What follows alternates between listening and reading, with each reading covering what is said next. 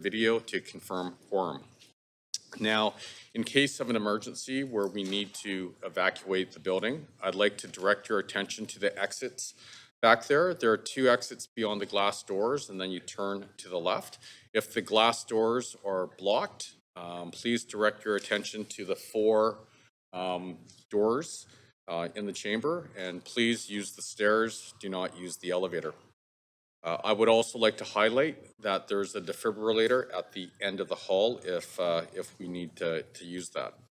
Now, I do want to take this time to acknowledge that we are hosting today's council meeting on the unceded territories of the Musqueam, Squamish, and Tsleil-Waututh First Nations, and I do want to thank them for their generosity and their hospitality and the love and the care that they show this land that we get to live, work, and play on.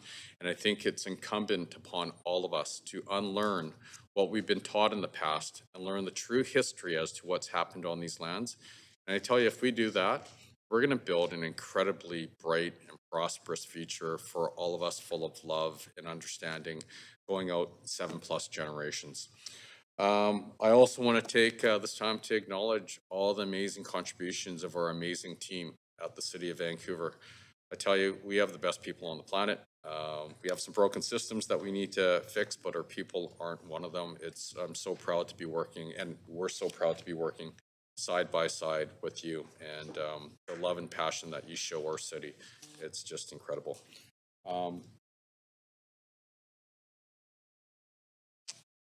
Well, that means Alfred. Yeah. Great, thank you. And so with that, can we please have roll call? Mayor Simon, the chair. Councillor Carr. Councillor Carr has a leave of absence from 6 p.m. onwards for personal reasons. Councillor Kirby-Young. Councillor Dominato. Councillor Bly has a leave of absence from 9:30 to 12 for personal reasons. Councillor Boyle. Councillor Boyle has a leave of absence from 2 to 5 for civic business. Councillor Fry. Councillor Montague. Present. Councillor Klassen. Present.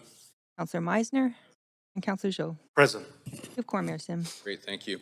Okay, so we're going to start off with the proclamation, International Day of Persons with Disabilities, December 3rd, 2023. It's going to be a cool day. Yay. So since 1992, the United Nations has declared December 3rd to be an International Day of Persons with Disabilities. Celebrated around the world, this important day of observation promotes awareness about disability issues, mobilizes support for critical issues relating to inclusion and equity for persons with disabilities, and draws attention to the benefits of an inclusive and accessible society for all. Here at the city, we're proud to recognize this day and to reaffirm today and every day that we're committed to our continued work for improving accessibility for persons with disabilities through the work of the Accessibility Strategy, the Persons with Disabilities Advisory Committee, and our newly formed Accessibility Committee. And so with that, can I get our council team members to join me, and we're going to read a proclamation.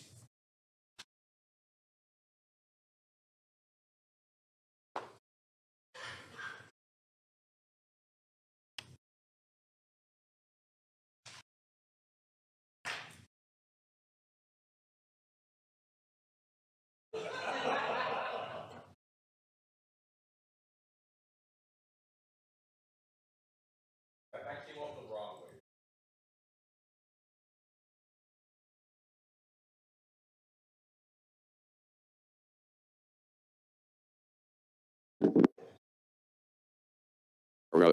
There we go. As an aside, I think everyone knows here that it's a big push for us to become the most accessible city on the planet. And so we're super happy that we're reading this proclamation today. And so with that, I'm actually going to pass it over to Thanks, Ken. All right, Office of the Mayor, City of Vancouver, British Columbia, Proclamation, International Day of Persons with Disabilities. Whereas the City of Vancouver is dedicated to treating everyone fairly and working towards equity.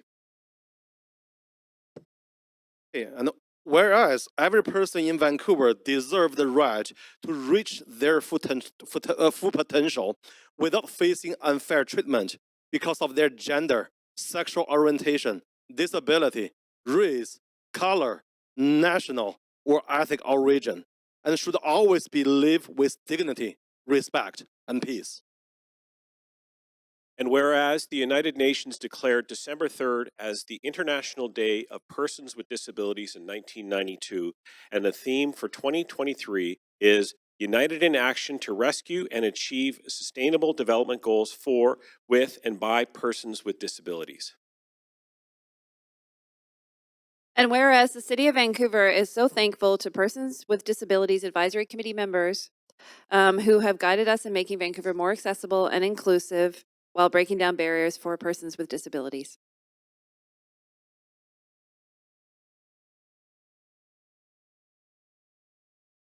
And whereas Vancouver City Council unanimously approved Phase 1 of Vancouver's first accessibility strategy, Transforming Attitudes, Embedding Change, on July 19th, 2022. And whereas the city is grateful to the Accessibility Task Force for their guidance and support in the development of this strategy. And whereas the City of Vancouver will work with our newly formed Accessibility Committee to oversee the implementation of the accessibility strategy, Transforming Attitudes, Embedding Change. And whereas through the implementation of this strategy, the City of Vancouver will work together to ensure our communities are open and accessible, allowing people with disabilities to have equal access and a say in civic matters. And the strategy is a call to action to make sure that people with disabilities are a priority and feel valued, respected, and welcomed in city policies, procedures, programs, and service. Math. Okay, I'm sorry about that. Now, I'm going to stand right beside you. We'll hold it together. Now, therefore, I, Ken Sim, Mayor of the City of Vancouver, on behalf of all of our teammates on council and throughout the City of Vancouver, do hereby proclaim December the 3rd, 2023 as International Day of Persons with Disabilities in the City of Vancouver.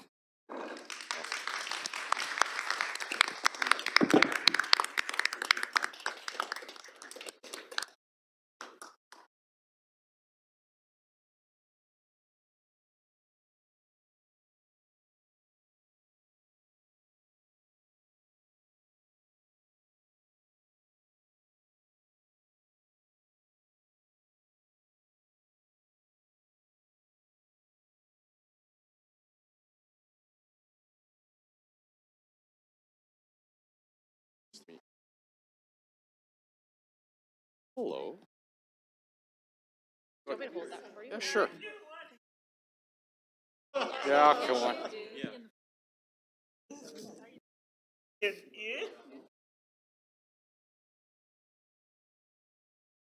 Oh.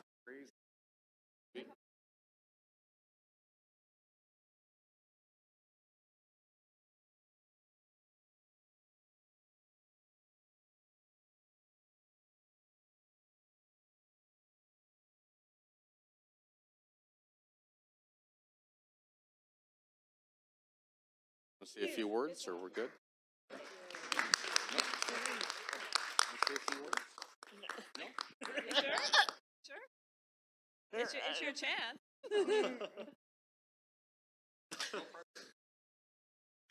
Thank you, Mayor, City Council, for acknowledging the work of the accessibility and the committees.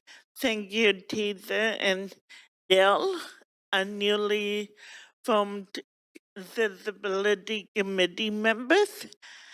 What an honor to work with the city on increasing accessibility for everyone.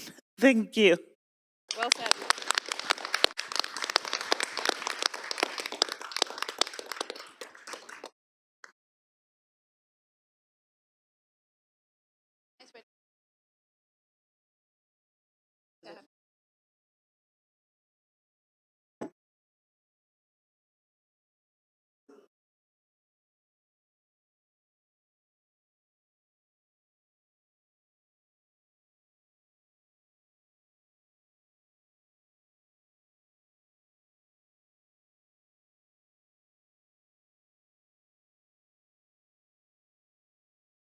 Thank you very much. And as an aside, I was just informed that we're actually doing a pilot of ASL during the next 3 council meetings. So that's awesome. That's actually really exciting. Okay. So the plan for the day, any comments on agenda items can be sent to council using the web form on the city's website. The link to that form will be posted on X at Van City Clerk. I also want to note the City of Vancouver's longstanding commitment to equity, diversity, and inclusion, including the utmost respect for all genders. I remind council that when addressing speakers and the city's team members, we will avoid using gendered honorifics and will instead refer to the person by first and last name, role, or title. Today we have 3 administrative items: in-camera motion, adoption of minutes and matters adopted on consent, 1 presentation, 9 reports, 9 bylaws, notice of council member motions, new business, and inquiries and other matters. So the plan for today is we will break at noon for lunch, followed by the in-camera meeting, return at 3 o'clock or 3 p.m. to continue to deal with the remainder of the agenda. Now, council is required to meet in camera later this week. The reasons and authority under the Vancouver Charter are listed in the agenda. Would someone like to move a motion to go in camera later this week? So Councillor Dominato, seconded by Councillor Meisner. All those in favor say yay. All those opposed say nay. Great. The motion carries unanimously. Minutes. Minutes 1 are from the nomination subcommittee meeting on November the 7th, 2023. Are there any corrections to the minutes? Okay, so Councillor Kirby-Young moved. Can we have a seconder? Councillor Joe. All those in favor say yay. All those opposed say nay. Great, the motion carries unanimously. Minutes 2 are from the council meeting on November the 14th, 2023. Are there any corrections to the minutes? Would someone like to move adoption? Great, Councillor Joe, and then seconded by Councillor Carr. Okay, here we go. All those in favor say yay. Great, all those opposed say nay. Great, the motion carries unanimously. Minutes 3 are from the public hearing on November the 14th, 2023. Are there any corrections to the minutes? All right, Councillor Kirby-Young moved, seconded by Councillor, Montague. Great, all those in favor say yay. All those opposed say nay. Great, the motion carries unanimously. Minutes 4 are from the council meeting following the Standing Committee on City Finance and Services on November the 15th, 2023. Are there any corrections to the minutes? Would someone like to move adoption? Councillor Joe, thank you, seconded by Councillor Montague. All those in favor say yay. All those opposed say nay. Great, the motion carries unanimously. Minutes 5 are from the public hearing on November the 16th, 2023. Are there any corrections to the minutes? Would someone like to move adoption? Great, Councillor, great, seconded. All those in favor say yay. All those opposed say nay. Great, the motion carries unanimously. Sir, did we get that? So Councillor Clausen, okay, great. Okay, matters adopted on consent. Council will now consider matters adopted on consent. We have reports 2, 3, 4, 5, 6, 8, and 9 on the consent agenda for Council's consideration. Reports 1 and 7 are being held to hear from speakers. Council may adopt the recommendations for reports 2, 3, 4, 5, 6, 8, and 9 on consent. Does any member wish to hold any of these items for debates or questions to team members? All right, before we get there, does any member wish to declare a conflict of interest on any of the consent items? No? Great.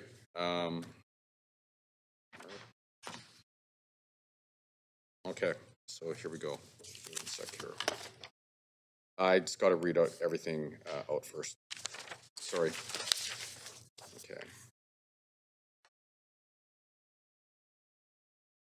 Sorry, just bear with me here. 2, 3. Okay, so we have reports number 2, Vancouver Civic Theatre's rental rates 2024 to 2025.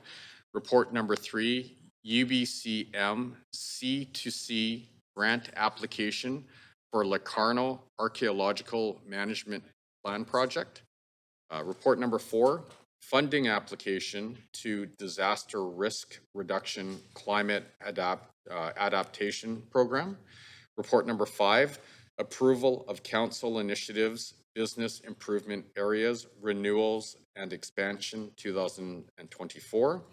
Report number 6, conversion of rezoning latecomer agreement for 4575 Ash Street and 623 through 693 West 30th Avenue.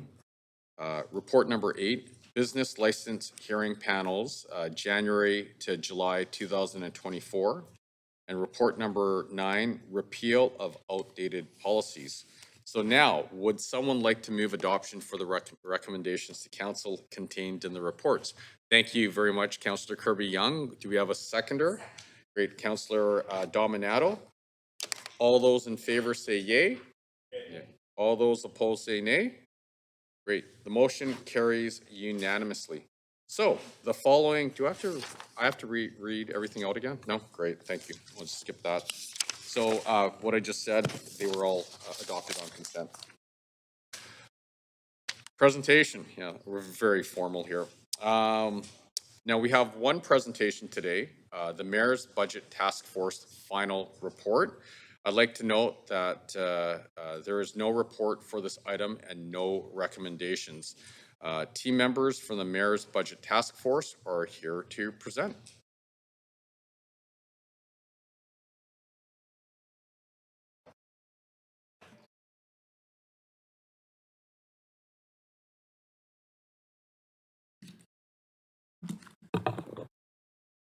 Good morning, Mayor. Good morning, councillors. I'm here today on behalf of the Mayor's Budget Task Force to provide a update on the progress of the report. Today we'll be going through all the high-level areas of recommendation, talking about the process, and giving you an update when the final report will be produced.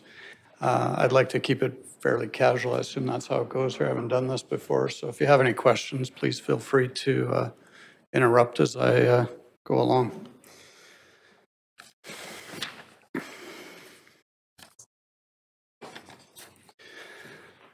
So first of all, a bit of context and purpose.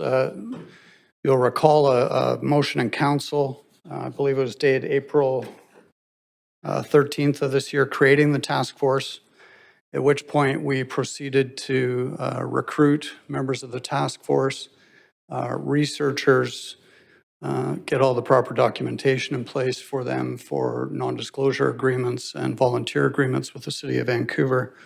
That took approximately 4 weeks, and we began our work in late May, early June.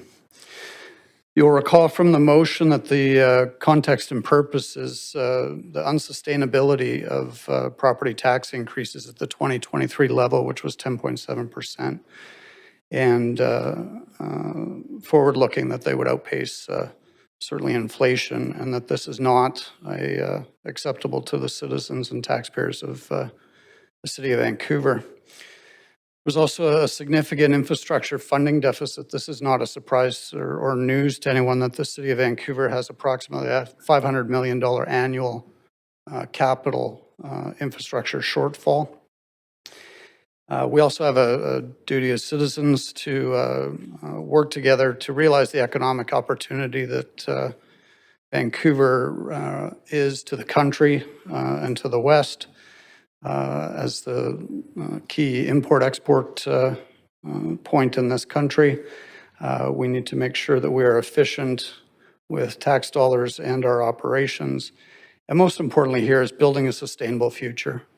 Could we, in our work, find some recommendations that would allow mayor and council and city staff to build a model moving forward that is sustainable and supports, obviously, property taxes increase less than 10.7%.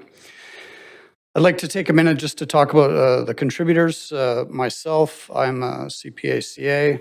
The other individuals in the task force are Calvin Buss, FCPA, FCA, Tom Chambers, FCPA, FCA, Sai Chu, CPA, CMA, CA, Vince Locke, CPA, CA, Lori Matheson, FCPA, FCGA, Vivian Zalco, FCPA, FCA, and Emily Pearson's significant contribution sitting on the task force also as our research team lead.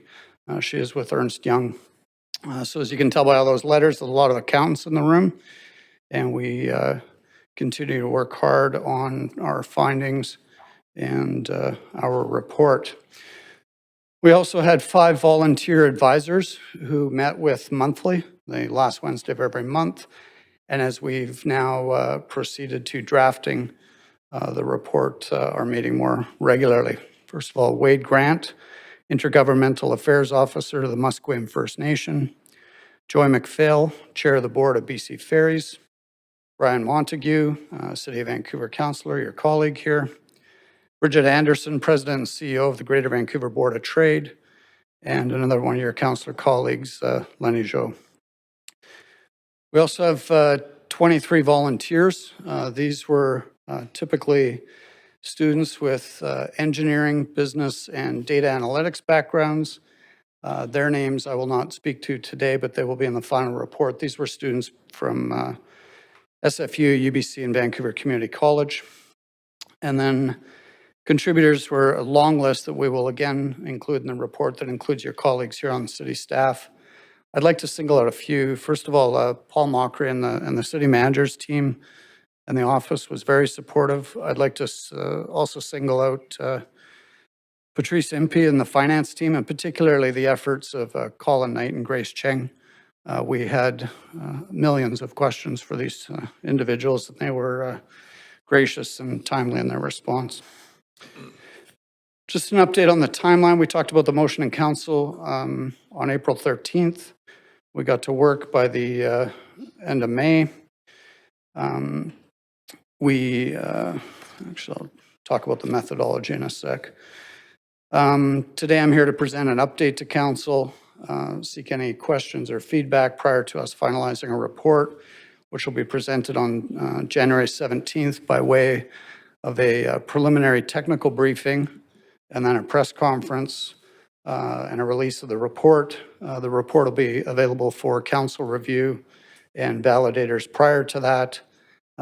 In this intervening period, we're focused mostly on validation of the report. As you can imagine, with the number of accountants on here, our training is such that we don't like to lend our name to anything until all the numbers are checked and the T's crossed and the I's dotted. And we have asked for an extension from the original date as a result of this due diligence. If I go to the methodology next, first of all, the scope of work, you will recall from the motion that the report was to exclude parts of the civic government that had separate governance models. So the Vancouver Police Department, with a budget of approximately $440 million for 24, represents about 20% of the budget. Vancouver Public Library, $63 million, or 3% of the budget, and the Parks Board, $169 million, approximately 8% of the budget. So representing about a third of the budget was outside the scope of this task force, and that is because they have separate governance models and boards that they report to, and so we did not spend time on those, other than you will see in the report some general commentary around transfers to those parts of the city and how they might be in the context of our other recommendations looked into further. The preliminary inquiry, as a task force, we met, so all 8 of us. met with many interviewees to begin with. We felt as a group, we need to get an understanding of the scope and scale of the issue. You'll see the 2024 budget is 501 pages, just under $2.2 billion in operating and $368 million in capital. And we felt we needed to understand that before we went into deeper lines of inquiry. That process took approximately 6 to 8 weeks, at which point we then broke into 4 work streams, 2 individuals on each, on the task force on each of the work streams. We identified these as a result of the inquiry as areas that we could look into further, and we felt had the best chance of some what I would call structural foundational recommendations. We did not spend our time on items we did not feel were immaterial or that were the purview of council on a more short-term operational basis, although you will see some recommendations in the report that are immediate or shorter term, and by short term, we identified that as 1 year, medium term, 2 to 5, and long term beyond that. You'll also see in the report budget impact of low, medium, and high.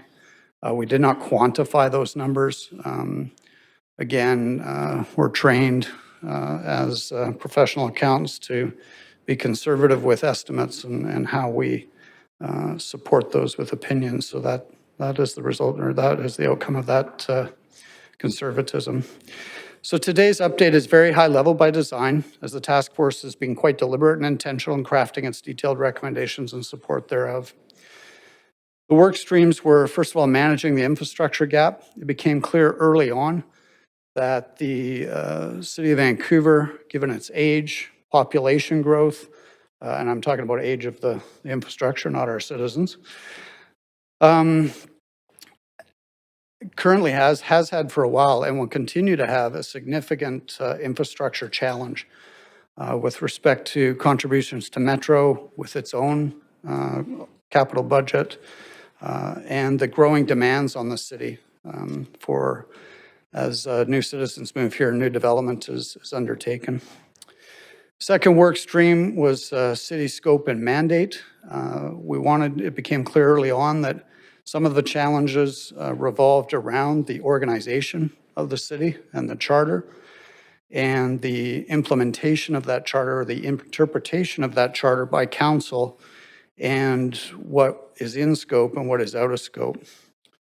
Third area of inquiry was operational excellence, and this revolved around more traditional lines of inquiry around process, budgeting, and procurement, the 4 accounting cycles, revenue collection and the like. And then the fourth one, we spent some time on city growth. Was there an opportunity for the city to look at non-tax revenue growth? And so we spent some time on that. So summary of the preliminary findings fall into 3 thematic categories. First one is the City of Vancouver refocusing its role. I'll go into each of these, but underneath that heading are 3 subheadings: mandate clarity and out-of-mandate costs, intergovernmental coordination, and municipal funding model. The second theme was managing the city effectively. Underneath that, there were 3 sub-themes: budget and governance processes, performance management, optimizing utilization of resources. And then the third theme was investing in the future, capital asset management framework, asset portfolio optimization, and strategic partnerships. So I will go into each one of those 3 sub-themes under each of the themes now. Today, I will not be going through an exhaustive list of the recommendations. I'll just be hitting some of the high-level recommendations that you'll see supported by our inquiry. And there will be some, what I would call short, medium, and long-term, but low budget impact items that will appear in the final report. So today we wanted to focus on just the high-level ones. So maybe I'll pause there for a moment if there are any questions. Or... Yeah, Yeah, no, I think At the end? we save the questions to the end. Okay, thank you. Unless it's in your recommendation that we shouldn't do that. then- There is no recommendation on how to conduct council meetings, Mayor, so. First one, mandate clarity and out-of-mandate costs under refocusing its role. It's become clear during our investigation that the core mandate of the city is not clearly defined under the charter, or from our perspective, in some cases, understood. There's a lot of gray in the language of the charter, and that falls to council. It's also clear that there's been a gradual expansion of the mandate over time. And those expansionary endeavors come with costs. And so in our opportunity listing or recommendations, you will see that we will recommend that council should develop a policy that defines its core mandate to provide what we call guardrails for council decisions. It's clear to us that previous councils have made decisions that bind future councils on service delivery that is, in our opinion, clearly outside of mandate. We'll also recommend that council should develop a policy for how to handle out-of-mandate matters and decide how to move forward or not with those items. We believe this will be helpful to the citizens of Vancouver to understand how council views its mandate under the charter and how the council can be held accountable to operating to those mandates and policies. Second observation under refocusing its role is the intergovernmental coordination. Limited agreements and guidelines, which level of government has responsible for service delivery. I don't think this is a surprise to anyone. We're going to identify that establishing standing collaboration protocols for all levels of government, i.e. around shared services, i.e. potential procurement across municipalities. It's clear that intergovernmental coordination would improve the efficiency of delivery of services. We'll also talk later about the funding. Council and the City of Vancouver is bearing an outsized proportion of its costs versus its funding model and available funding sources. 1C, under refocusing its role as the municipal funding model, the city, and here's what we're talking about, the city may be disproportionately autonomous when compared to other municipalities and urban centers. It's clear that all municipal taxes paid by Vancouver residents and businesses may not be directly invested in Vancouver public services. So the opportunity and recommendation here is to engage in a database discussion around funding taxes with other level of governments. For example, the additional transfer tax, the speculation and vacancy tax, the additional school tax, perhaps even the PST or GST. It's clear based on properties values and economic activity in Vancouver that we are generating more than we are consuming in the form of tax dollars and supporting the region as a result. And we have data that we're currently getting our finance colleagues in the city to vet for us that we can put in front of you to support those recommendations. Second theme was managing the city efficiently. Budget and governance process.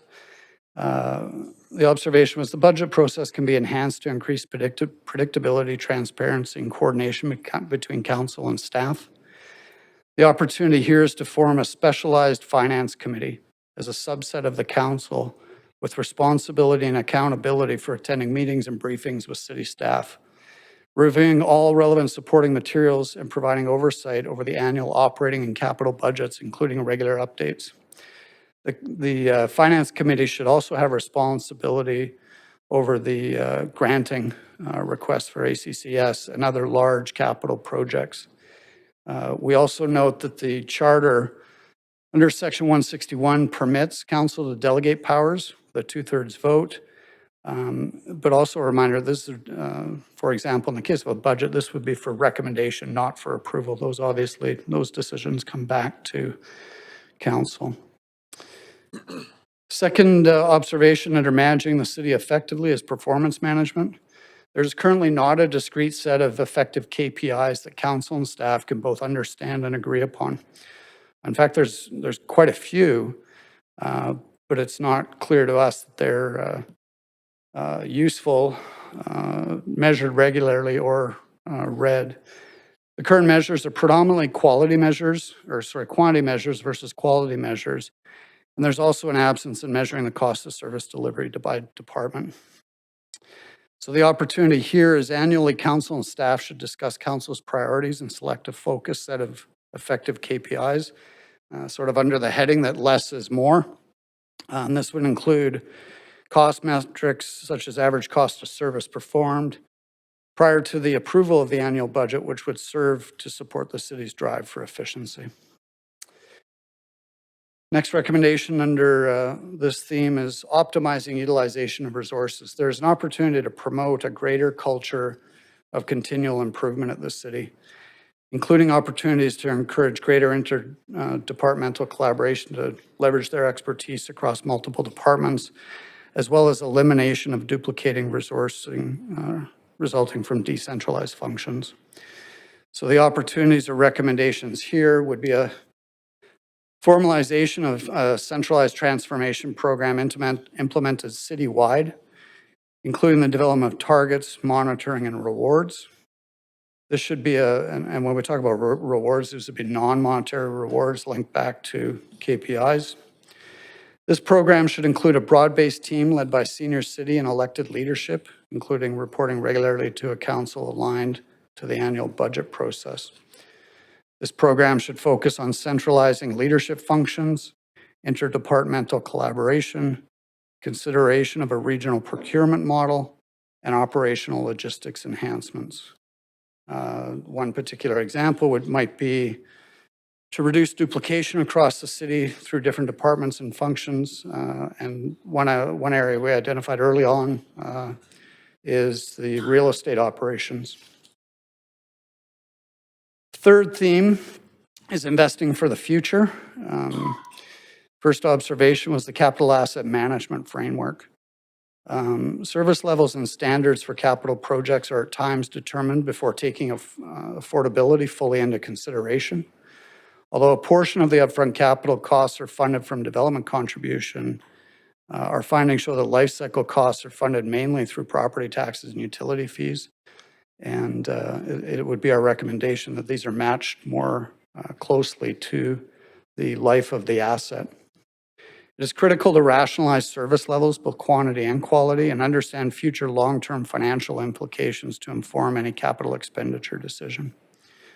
So the opportunity or recommendation here is that council establish its own capital asset management framework, particularly pertaining to determining the appropriate service levels and optimizing life cycle costs when evaluating capital projects, similar to a model that is currently deployed in the province.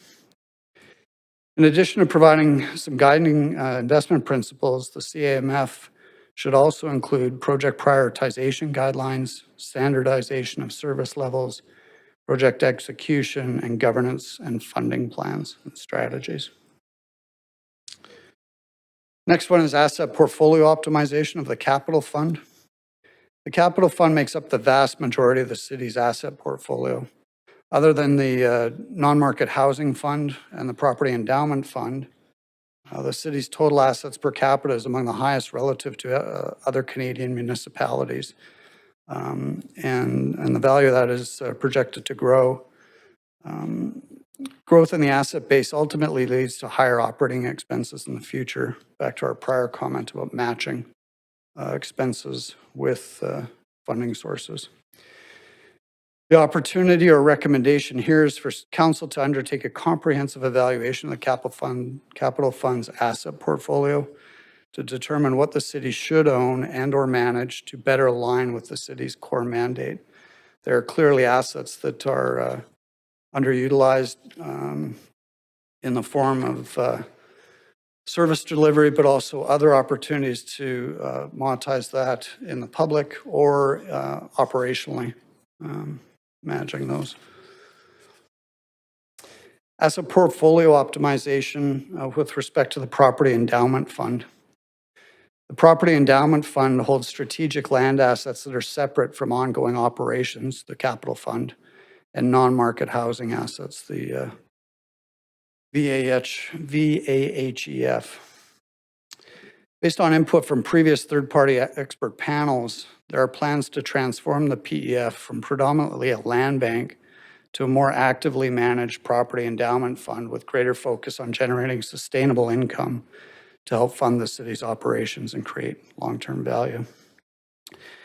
Our opportunity and recommendation here will be that council establish effective governance and operating structures to accelerate the transformation of PEF and to maximize and preserve its long-term value. And this may include a council or staff oversight board, but also maybe a third-party oversight board. 3B, asset portfolio optimization with respect to the Vancouver Affordable Housing Endowment Fund. The city's non-market housing assets were transferred into the fund in 2021. Given the lack of affordable housing in our city and in our country, it is imperative to find ways to provide social housing in the most cost-effective manner in terms of both optimizing land use and the ongoing cost of operations. Our opportunity and recommendation here is to continue to explore opportunities to reduce cost per unit of social housing, including optimizing the density and location of social housing sites and consolidating the management of social housing to achieve economies of scale.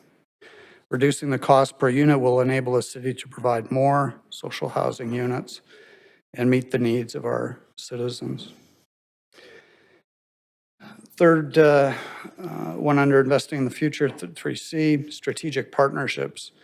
It's our belief that the city can better leverage strategic partnerships through its service delivery and funding models, which may enable significant benefits across resource sharing and cost efficiencies, expertise and knowledge sharing, technology and innovation adoption, and philanthropy and community engagement, This will enhance how city engages with strategic partners through targeted campaigns, comprehensive strategies that advance council's strategic priorities. For example, campaigns may include naming rights campaign to leverage key assets.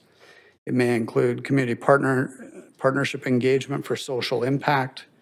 A comprehensive strategy may also include further investigation in the delivery of infrastructure through private-public partnerships.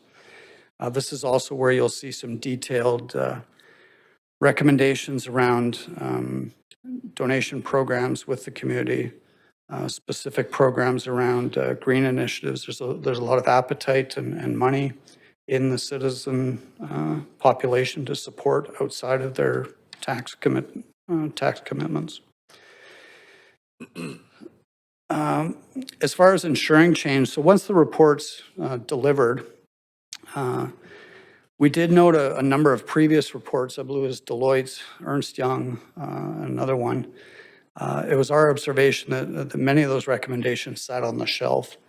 Obviously, we can't bind council, but we will be including recommendations to ensure change for our communities, and the proposed motions will be something in the form of the following. Directional support by council for all aspects of the report to be further analyzed and implemented. Form a standing committee of council to oversee implementation of recommendations, and a process by where staff can develop a resource request for consideration by council. Thanks for your patience while I read this. I thought it was important to read it because it's only council and staff that see this at this point. And so the next steps, today's update, we will have a draft report here in the next 10 to 12 days. At that point, we'll be working very closely with the city staff to make sure our assumptions, our numbers, and the details of that report are accurate. Again, I'll come back. We've got a group of accountants who want to make sure if they're going to put their name on this, that it's properly supported. And then on January 17th, by way of a technical briefing prior to the press release with certain members of the press, we will answer in-depth technical questions. Availability of the report will obviously be done before that date for council to read and be prepared for the press release. And with that, I will close and take questions. All right, thank you very much, Randy. Shockingly, you do have some questions here. Before we go there, I do want to make a couple of comments. First of all, I cannot overstate how fortunate the city of Vancouver is that you and your crew stepped up to this challenge and how much work you actually put into it. Make no mistake about this, this served our community incredibly well, and the work that you did was incredibly selfless. And I know, you know, the CVs of all the people that stepped up, and it's, you know, you can't buy this team if you wanted to. Like, if you were to try to hire it, it wouldn't be possible. And the fact that you stepped up to do this, it's just, it's incredible. And I also love the fact that, you know, we haven't seen anything yet, so like we're like the public, we are in the dark as well, and I think that's a good thing. But I know this, what you're going to be coming up with is a very objective, non-partisan view as to the challenges that our city faces. When you just look at who's, you know, on the advisory committee, being at Joy McPhail or Bridget Anderson, and like looking at things from an Indigenous lens with Wade Grant. I know this is, you know, it's a holistic approach, so that's great. And this gives us guidance on how to make our city better. Make no mistake about it, it's a blueprint for the future. And so I do want to thank you and your team for everything that you put together, regardless of what it says. I also want to thank the team at the City of Vancouver for being incredibly open-minded and having a very positive spirit of intent. It's, I know, you know, when an external team comes in, it can be challenging, and I know our team really stepped up to the challenge, and I really want to acknowledge them as well. And the last thing I do want to say on this, you know, regardless of where the recommendations come out, this definitely makes us better. And I think this is an example of, you know, 5 years from now, 10 years from now, we're going to look back at this and we're going to say this was a made in Vancouver solution that got rolled out to other cities across North America. I think people are going to copy what you have done for our city. So thank you very much. So with that, we do have some questions. So council, you may have up to 5 minutes to ask questions of team members and the presenters. And we'll start off with Councillor Fry. Yeah, Mayor, and just off the top point of information, I don't believe the speaker introduced himself. Good point, Councillor Fry. You and I met a couple of years ago. I should have introduced myself to your colleagues who I've not met before. My name is Randy Pratt, longtime citizen, not just of Vancouver, but grew up in Steveston, CPA, chartered accountant, and my experience and background is in a number of uniquely British Columbia industries, including the wood industry, real estate development, and telecommunications. Awesome. And Mayor, I'm going to also move for another round of questions. Absolutely. Second, first thing, Councillor Boyle, all in favor, say aye. Great. Great. Opposed? Great. Passes. Thanks. Yeah, so thanks, Randy. So I guess for those of us opposition councillors, this is the first time we're getting eyes on this morning, just like a few minutes ago. We're at the beginning of your presentation. And the terms of reference for this were pretty clear, that it was going to be delivered to the mayor and then subsequently presented for council and the public to review. And this hasn't been posted on the agenda, so nobody's really had a chance to put eyes on this. Why are we breaking from the terms of reference that were established when this motion was? A good question, Councillor Fry. We're not actually breaking from the terms of reference. I approached the mayor's office for an extension. You know, I have been humbled by the amount of time that volunteers have put in, and Paul and Patrice's team. But what we've learned through this process is, you've probably heard this saying, the solution to a problem is easier the further away you are from it. And as we got closer to the situation, we realized that the time required to have a thoughtful and thorough report was more than we'd set out initially. So we're following the same process. We've just extended it by 6 to 8 weeks. So. And I appreciate that it's complicated work and needs extension. My challenge is that we're just getting eyes on it now, and it hasn't been distributed to the public, and so nobody here even has a benefit of seeing it online. And so it's a process issue for me mostly. But I'll move on to I guess I got a few notes here. On page 8. So this forming a specialized finance committee, and as you will be aware, because you reviewed the Vancouver Charter, Section 206(1), talks about like the role of council of the whole to make decisions on financial granting by a 2/3 majority. And I appreciate you did reference the charter in your comments, but this seems to me, is this this separate committee? This is not a committee of the whole. This is a select committee? Is that? Correct. So this would be effectively a gatekeeping committee to sort of manage any kind of grant decisions coming from staff before they come to the council of the whole per the Vancouver Charter 206(1).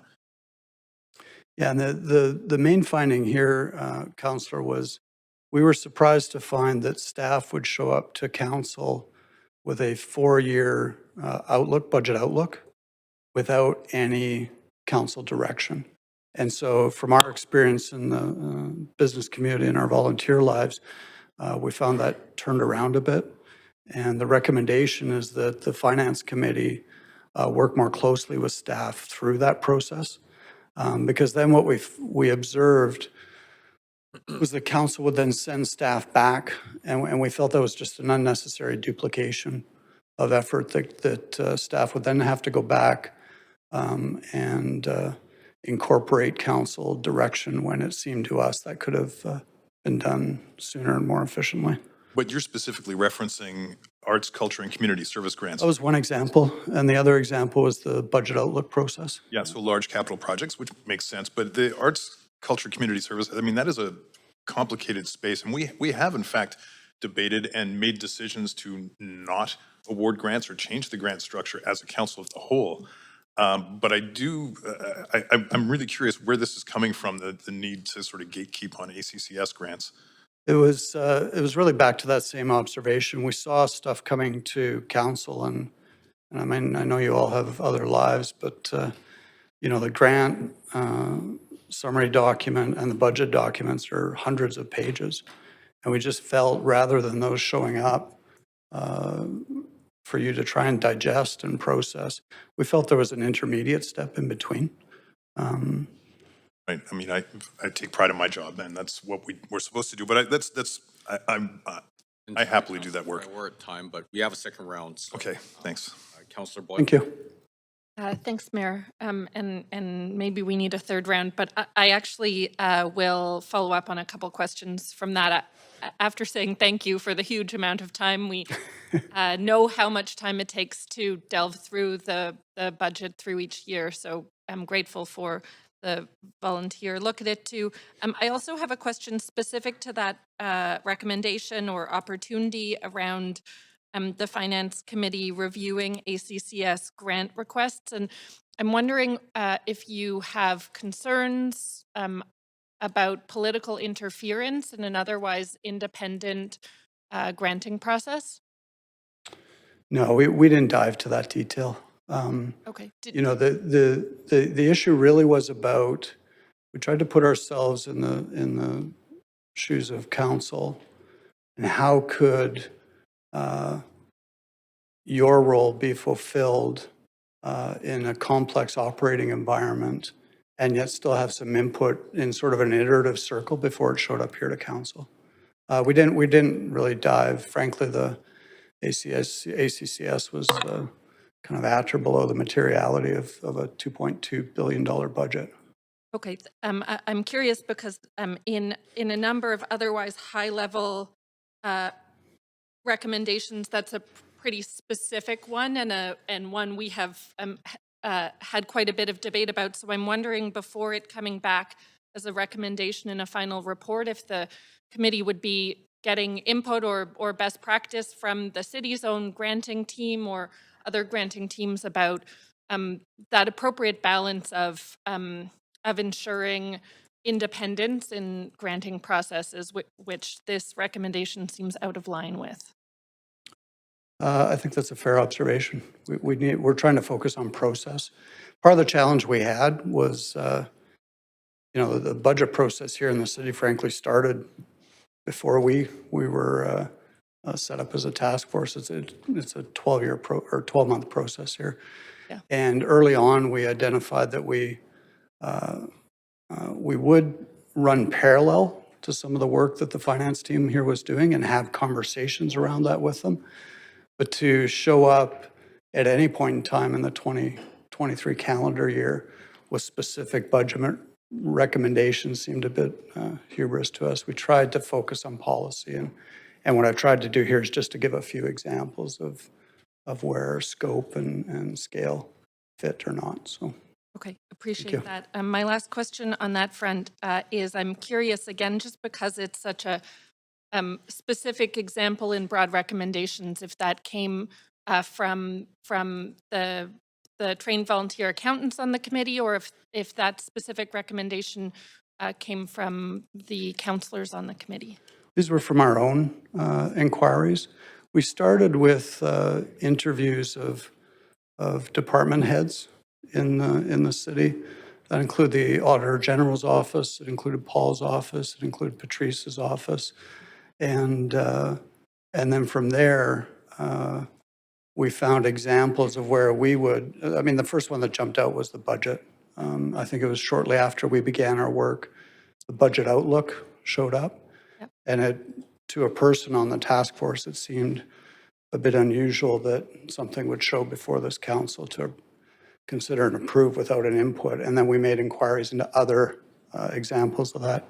Okay. I think it exists. I don't mean to cut you off, but I want to get through a whole bunch of Okay, no, questions, sorry, so- I'll be more brief in my answers, That's sorry. okay. My second set of questions is around the recommendation on mandate clarity, and I'm curious to hear what level of discussion the committee had on mandate, and specifically interested in better understanding whether the committee would understand housing as part of the city's mandate. It certainly wasn't historically, or childcare as part of the city's mandate. Reconciliation, I know there was mention of Wade Grant's role. Yep. Reconciliation historically wasn't part of the city's mandate, but worth discussing, I think, certainly in the work this council has done so far, the question of whether healthcare and funding health service providers directly with city money would be considered part of the city's mandate. So interested in what discussions the committee had, or how you would suggest we attempt to put bounds around a really evolving set of needs. A good question, Councillor. We identified that exact same list that you just went I'm through. sorry, we're at time, but Okay. we'll follow up Sorry, I right should after that. Okay. We have another round coming. Okay, Councillor Meisner. Yeah, thanks, Mayor. And thanks, Randy, to you and your team for a lot of volunteer work, I'm sure, pouring over a massive $2 billion budget. It's really appreciated. I'll follow up on Councillor Boyle's question around on mandate. Do you have an estimate at this early stage, and it's okay if you don't, a cost estimate or a percentage estimate of how much of the budget is made up of services that the city is providing that would be out of its mandate? I would qualify my answer with yes, we've attempted to qualify, but we're not, you're not going to see in our report what we believe is out or in a mandate. That's not our job. We're here to identify, I think we represent the citizenry. We're a bit confused why the city of Vancouver has to deal with the healthcare crisis on the downtown east side on the back of its own budget. And so we've identified, Councillor Boyle identified those areas that are either gray or clearly outside the mandate of a municipality. And so we've attempted to quantify that amount, but you will not see in the report that we recommend this is a within or without the mandate. That's not our. Do you have a percentage, though? The overall I'm not budget? prepared to share it today. Okay, that's okay. And healthcare wouldn't be the only piece that would, It would not. there'd be other pieces, I imagine, like housing, et cetera. There would be, from memory, there'd be housing, there'd be child care, there'd be health care. Those are the three big ones that the city needs involvement from our other levels of government. Okay. And can you give me a sense of how long it typically takes to review a budget in this much detail? Because I know there's some concerns about the delay. So maybe if you could elaborate on the amount of work that went into this and just the tight timelines. That's a good question. We met typically twice a week for 2 hours. The research team of 23 individuals we met with twice a week while they were engaged in their, some were off, they were summer students. These are primarily, about half more grad students in data analytics, the engineering and infrastructure team at UBC.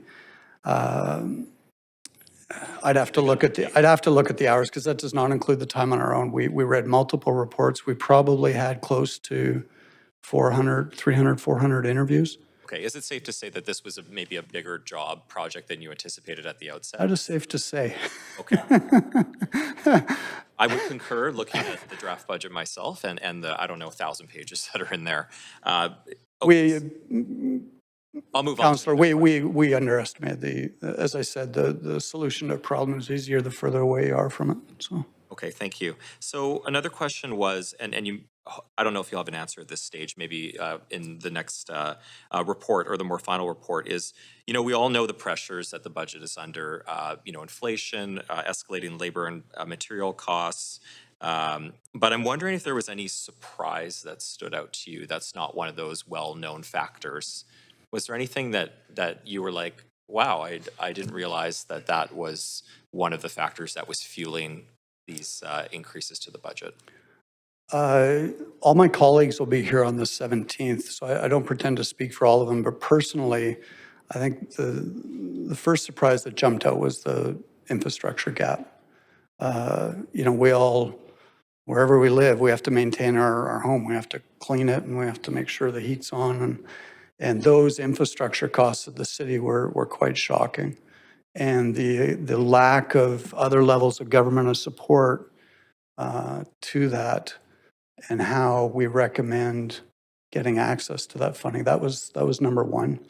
Number two, again, I'll go back to commending Paul and Patrice's team. Absolutely stellar professional people who do understand the situation. That surprised me. We thought we'd show up and have some ahas. We have a few that I think are clear and concise and surprised, but those were the two big ones. Okay. And then just quickly in 30 seconds, Yeah. What's your level of confidence as to some of these recommendations leading to a reduction in the property tax increase in 2025 or for the 2025 budget? Do you feel Significant. Okay. Yeah, I think there's a great opportunity here. We have the economic engine that is Vancouver, and I think there's immense potential for this city to deliver even greater services and quality to its citizens Sorry, on a more economical basis. we're at time. Thanks, Love Brandon. that thought, though. Thank you. Councillor Kirby-Young. Hi, good morning. Hi, Sarah. I wanted to pick up, because Councillor Meiser jumped onto what my first area was, and it was really on the infrastructure deficit, and it pushed for a lot of questions on that to actually quantify it. And when we finally got it quantified, I was alarmed. How alarmed are you by the infrastructure deficit and that number? And what do you think that means in terms, if you're going to rate that as a kind of level of priority or, significant risk or crisis issue for the city, how would you characterize that? That is number 1, 2, and 3 of the issue. The infrastructure gap, if unaddressed, will significantly inhibit the city's ability to deliver services. It's also a challenge with the way it's structured with Metro. The city is making significant contributions to infrastructure that it does not benefit wholly on. Nor does it have any sort of window or oversight and again, maybe I'm stepping a bit outside of our scope here with respect to commentary around Metro. It's huge. It's $500 million a year, and the city needs to address it. Okay, and then on that note, and sort of, there's a corollary there and related, you made a comment that when planning capital projects, there wasn't necessarily a concurrent planning with respects to affordability around delivery of those services, if I've understood that. And so can you kind of expand on that for us a little bit, what that means in terms of the link between setting an operating budget as we are renewing infrastructure or looking at capital investments? I think it relates a bit more, Councillor, to the nature of the situation with Metro and all the other municipalities and the province. the planning model, and I don't think that's necessarily a criticism of council or staff, it's the nature of the situation. And I think there needs to be more collaboration with Metro and the province on a single unified infrastructure approach to the needs of the Greater Vancouver Regional District. And where we landed, and we had some of the people we interviewed were with the province and with Infrastructure BC, and that model that they have in place at the provincial level. Granted, it's a bit easier on sort of finite projects like a hospital in one geography. But we thought that model resonated with us. Okay, that's helpful. I want to switch gears a little bit to the real estate operations because you had mentioned that as one illustrative example of duplication. And I wonder if you can give us a little bit more flavor there because you specifically referenced VAHEF. So can you talk about what that duplication looks like? Yeah, again, it's a bit like the ACCS. The example we had was both on the operations and the leasing side. It was made. We became aware of certain situations where the city was either leasing for market space in facilities while they had vacancy in other spaces. Now, again, does it move the needle as an individual recommendation? Probably not. I'm going to guess, a few $1 million item. But it seemed to make sense to us if the real estate operations, so the leasing management, property management, was unified under one single office across Park Board, Vancouver, different divisions, engineering, fire, police, that there's savings there. You can better maximize your assets and kind of leverage efficiencies. Yeah, just like there's lots of examples of it. Okay. I think it was one small example of the inefficient use of city assets. Okay, that's helpful. And then the other piece that you mentioned was really into reducing the costs per unit of social housing and consolidating management. Obviously, housing is one of the biggest challenges we have in the city, and appreciate the comments around the role, but we do have a role to play with respect to zoning or utilization of city-owned assets. So can you talk a bit more about where did that come from and why did that stand out? Where are you seeing the costs? It really came from interviews and explorations of other jurisdictions around the world. Vienna is a good example. A lot of the housing stock is city-owned there. I'm in the real estate industry. Affordability, I wish politicians would stop using that word. You can't get to affordability unless you own the land. And the city's in a very unique situation as the landowner and as the controller of the density and zoning to create some version of housing that is non-market and provide the diversity the city needs. So, Okay. and that exists in, the fund has lots of, oh, sorry. I think that's my We're time. at time, but we do have another round. Sorry. Councillor Joe. Yeah, thanks, Mayor. I first just want to appreciate all the amazing works the task force has done in the past few months as a volunteers. So I think, this is a tremendous work and no one in this council chamber can do that. So you have my huge appreciation and respect for this amazing work. Thanks, Randy. Thanks, Lenny. Yeah, okay, so question. So is it fair to say that looking at the timeline, all the groundworks has completed already? It's just a matter of report writing at this stage. The report is in the hand, I'll say a significant majority of the report is in the hands of our copy team and our editorial team. We have an iterative process underway right now where we're seeking to move towards a draft copy of it, at which time our advisory group will provide their feedback from the perspective of the communities in which they spend their day-to-day lives in. And then the objective is to move to a final report. Okay, thanks. We also, I should say, the finance team here under Patrice's leadership, we also have an agreement with them to give them a copy in advance to vet and double-check our numbers. Perfect. Yeah, thanks, Randy. Just want to clarify the process. Another question, I think you also interviewed a few external stakeholders.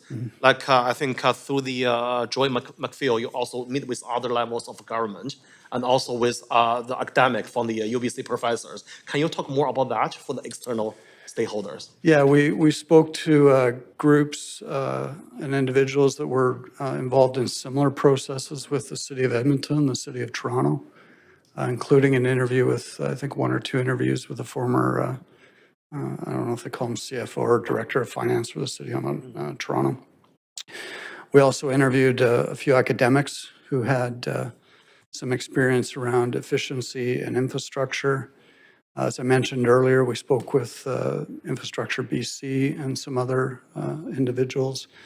Off the top of my head, Lenny, I'm not sure, because what happened is after we did our initial 6 to 8 weeks of interviews, we broke into work streams, and the individual work streams did not participate in all the interviews. So in the final report, there'll be a list of acknowledgements of those who participated in these interviews. So. Yeah, great. I just want to make sure people understand the tremendous work for the scope of this project. Okay, the other question is, I think most of the members, if not all of them, have experience in review the budget for the big corporations. So can you tell us more about the difference between the budget process for the big corporations and government? I think this goes back to previous councillor's question about what surprised me. I've been involved in all sizes of businesses.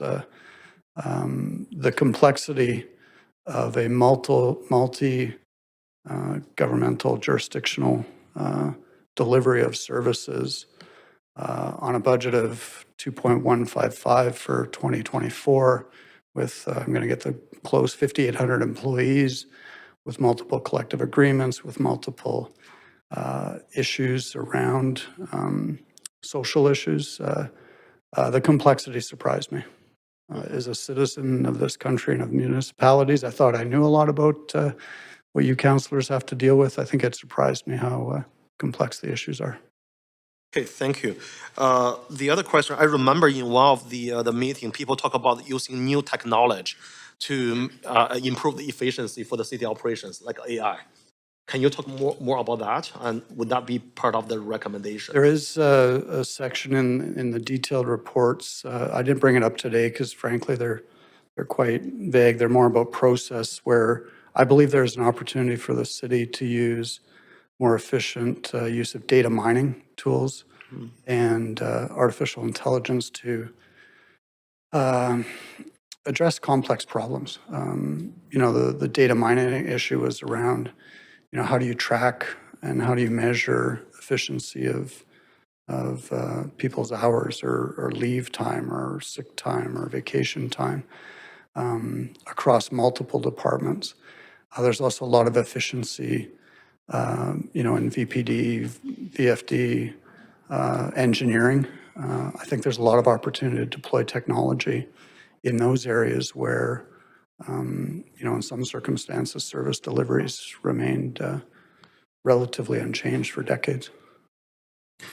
Okay, I'm at time. I'll come back. Thanks. Thanks. Councillor Clausen?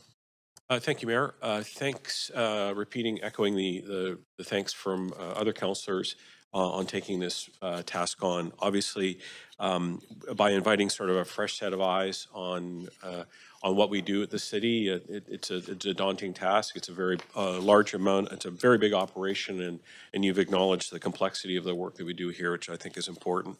I want to zero in on a couple of areas. In terms of the sort of asset management stuff, I've always been a bit fascinated by the Property Endowment Fund, PEF. It's been repeatedly cited as one of our most sort of profound advantages as a city, and it's a land acquisition that has taken place over decades, and it gives us a certain amount of strength. In the past, I know that it used to have a governing body that was made up of council and staff. That was sort of put aside, and eventually I think there was another external advisory on how to work with PF. When you looked at the Property Endowment Fund itself, what did you see as potential opportunities that come from that land asset? You will see in the recommendations going back to a model where not an oversight, but a governance and supporting board of industry experts in support of council and staff to design, create value out of that portfolio. Whether it's underutilized assets, there's density issues. I'm not going to, we did some work looking at high dense other cities, San Francisco and New York. We're significantly underutilized in some of our key city assets where we have single-use buildings on a single site. There's huge opportunity in the city to be more creative with development opportunities to the city's benefits, city-owned housing, city-owned assets that are not being maximized right now. There's always been a guarded view on how we manage the PEF. We think that it's something that we have to be just very cautious about. And I've seen that over several different terms of government. When somebody decides that we can crack it open, it's not a piggy bank. It's not money that's just sitting there waiting for us to use. But having that accrued value, what does that get us? I know that perhaps it helps to keep our credit rating quite low. But are there other ways that we might want to cautiously explore that asset for capital development, for example? I don't think the city needs to touch its credit rating to access the potential here. One model that might be looked at is the UBC, University of British Columbia, the Properties Trust model. That's created a multi-billion-dollar endowment there. It's provided faculty housing, student housing, and market housing while the institutions remained in ownership and control. In fact, the institution out there has created its own utility as another source of revenue. And so I don't think it, and I think there's many options around financing that would not impact the city's books, even without public-private partnerships. But there are public-private partnerships that could do this as well, as evidenced by the work in the province. Yeah, you did talk about the potential for P3s, and there sometimes P3s are a concern from some people's standpoint, but involving private partners. Do you have any? And I'm down to about a minute. Do you have any specific examples around P3s that you think we might want to cite? Well, a couple examples might be development partners who can construct, design, operate, and either hand over or manage at a rate that's more effective than government. Another P3 example might be the state of our recreational facilities. My kids all grew up playing hockey in this city, and the rinks are in disarray. There are organizations that operate these facilities, guarantee access and space to the city, but in return, they have to invest in the facilities and keep them current. And it offloads that maintenance cost from the public books. So there are plenty of examples, Councillor. We will cite a few of them in our report. Again, when you see the report, we want to focus on recommendations and leave implementation to the city. We only provide examples for illustrative purposes. So, thanks. I'm at time. Thank you. Thank you very much, Councillor Carr. Yeah, thank you very much. Appreciate the work you and your committee has done, bringing it to us. You stated earlier on that the core, your concern, that there was a core mandate was not clear in the charter, and so it falls to council. So I'm really wanting to get at what you kind of mean by core mandate.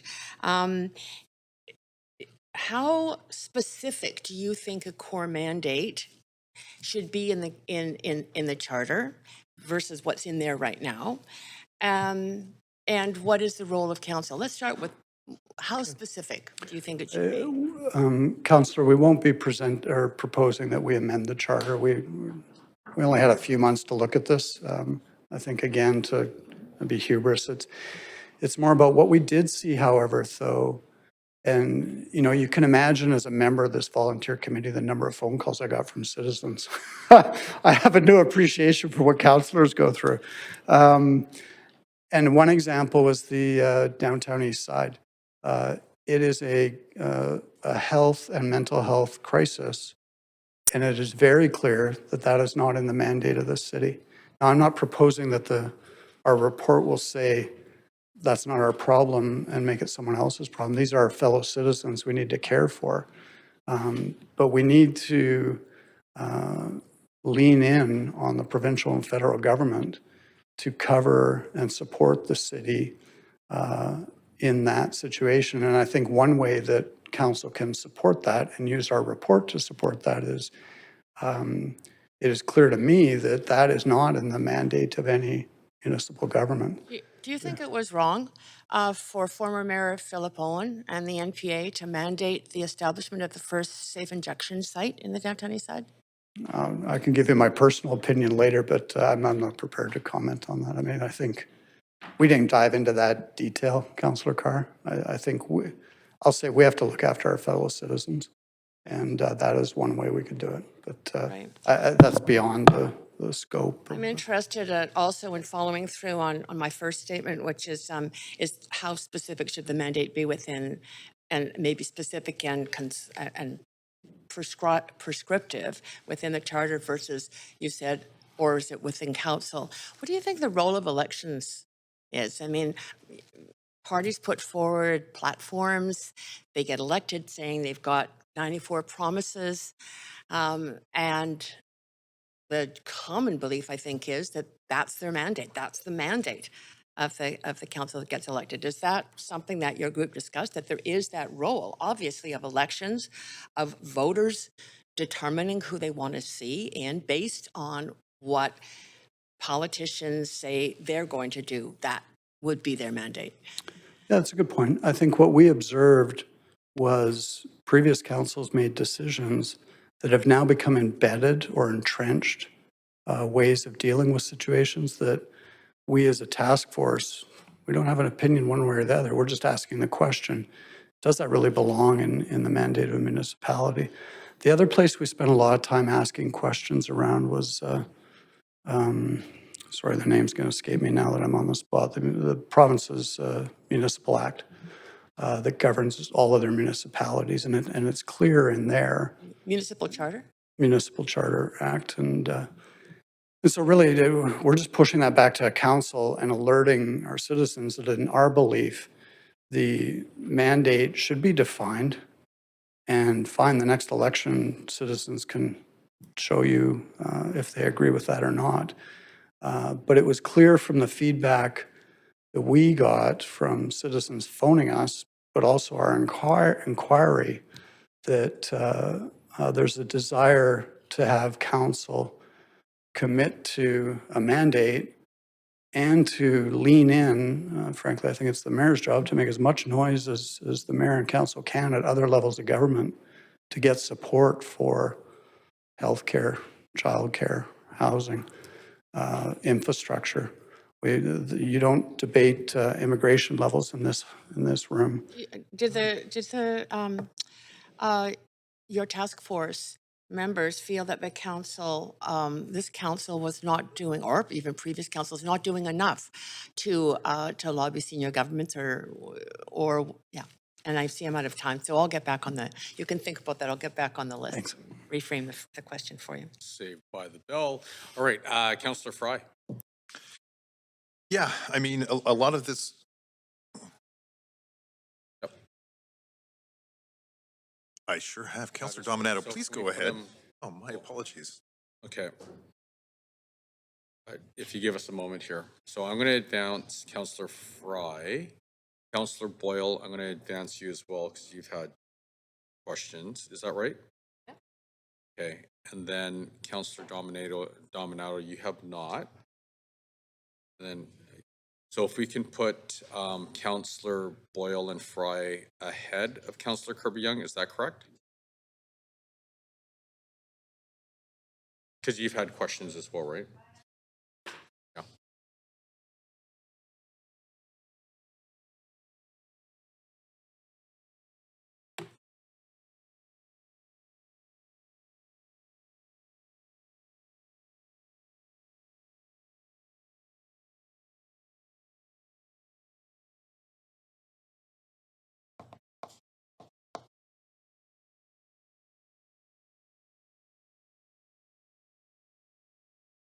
All right, I think that's good. Awesome, thank you, Councillor Dominato. Thanks, Mayor. And thanks, Randy, for being here this morning. I appreciate the discussion this morning. I do have a couple of questions as well. I did want to circle back on the subject of mandate clarity and intergovernmental coordination. I appreciate that being raised here. And curious about your perspective and the committee's perspective. We've had the discussion here about the downloading of provincial federal governments. We've had conversations about uploading back. And I'm curious if the committee's had the discussion around increasingly pressures on municipalities. For example, we had the king tides here a couple of years ago that impacted the Stanley Park walkway, Kids Pool. You had the flooding in the Fraser Valley, all connected to sort of climate, environmental changes. And there's been debate about, well, is that the city's lane or not? But we are responsible for that capital infrastructure, and we do have to adapt to sort of our current circumstances. What are your thoughts in the context of mandate clarity is where that fits? On that specific issue, it's very clear flood management's a province issue. As far as what we identified as downloading and cross-loading, many of the jewels of the Lower Mainland, just by geography, are in the city limits. And the city disproportionately bears the cost of hosting those cultural events and sporting events. And I don't know that we have an answer to that, but the provincial downloading is very clear. You'll see data in the report and a recommendation, a detailed recommendation around dollars that we're not prepared to share today until the finance team vets it. But when you add up all the taxes around additional school tax, vacancy, speculation tax, foreign buyers tax, the value of the property on which those are based in Vancouver sees us sending, don't quote me on this, but the range is somewhere around 30 to 40% more than we get back. And so you will see in the report a recommendation over time that asks that the city have access to this. You would have known from your colleagues in Montreal and Quebec that they now have a percentage of the sales tax there to help offset some of these. You will see a similar recommendation from us. So from your perspective, it's about getting our fair share. Yeah. So that actually leads in perfectly to my next question, which is actually around the comment around the municipal funding models and also dovetails with the advocacy. So Councillor Fry, Councillor Kirby-Young have been doing work at UBCM. Councillor Bly and I just came back from Ottawa last week doing advocacy around a whole number of fronts, including infrastructure funding, around housing density.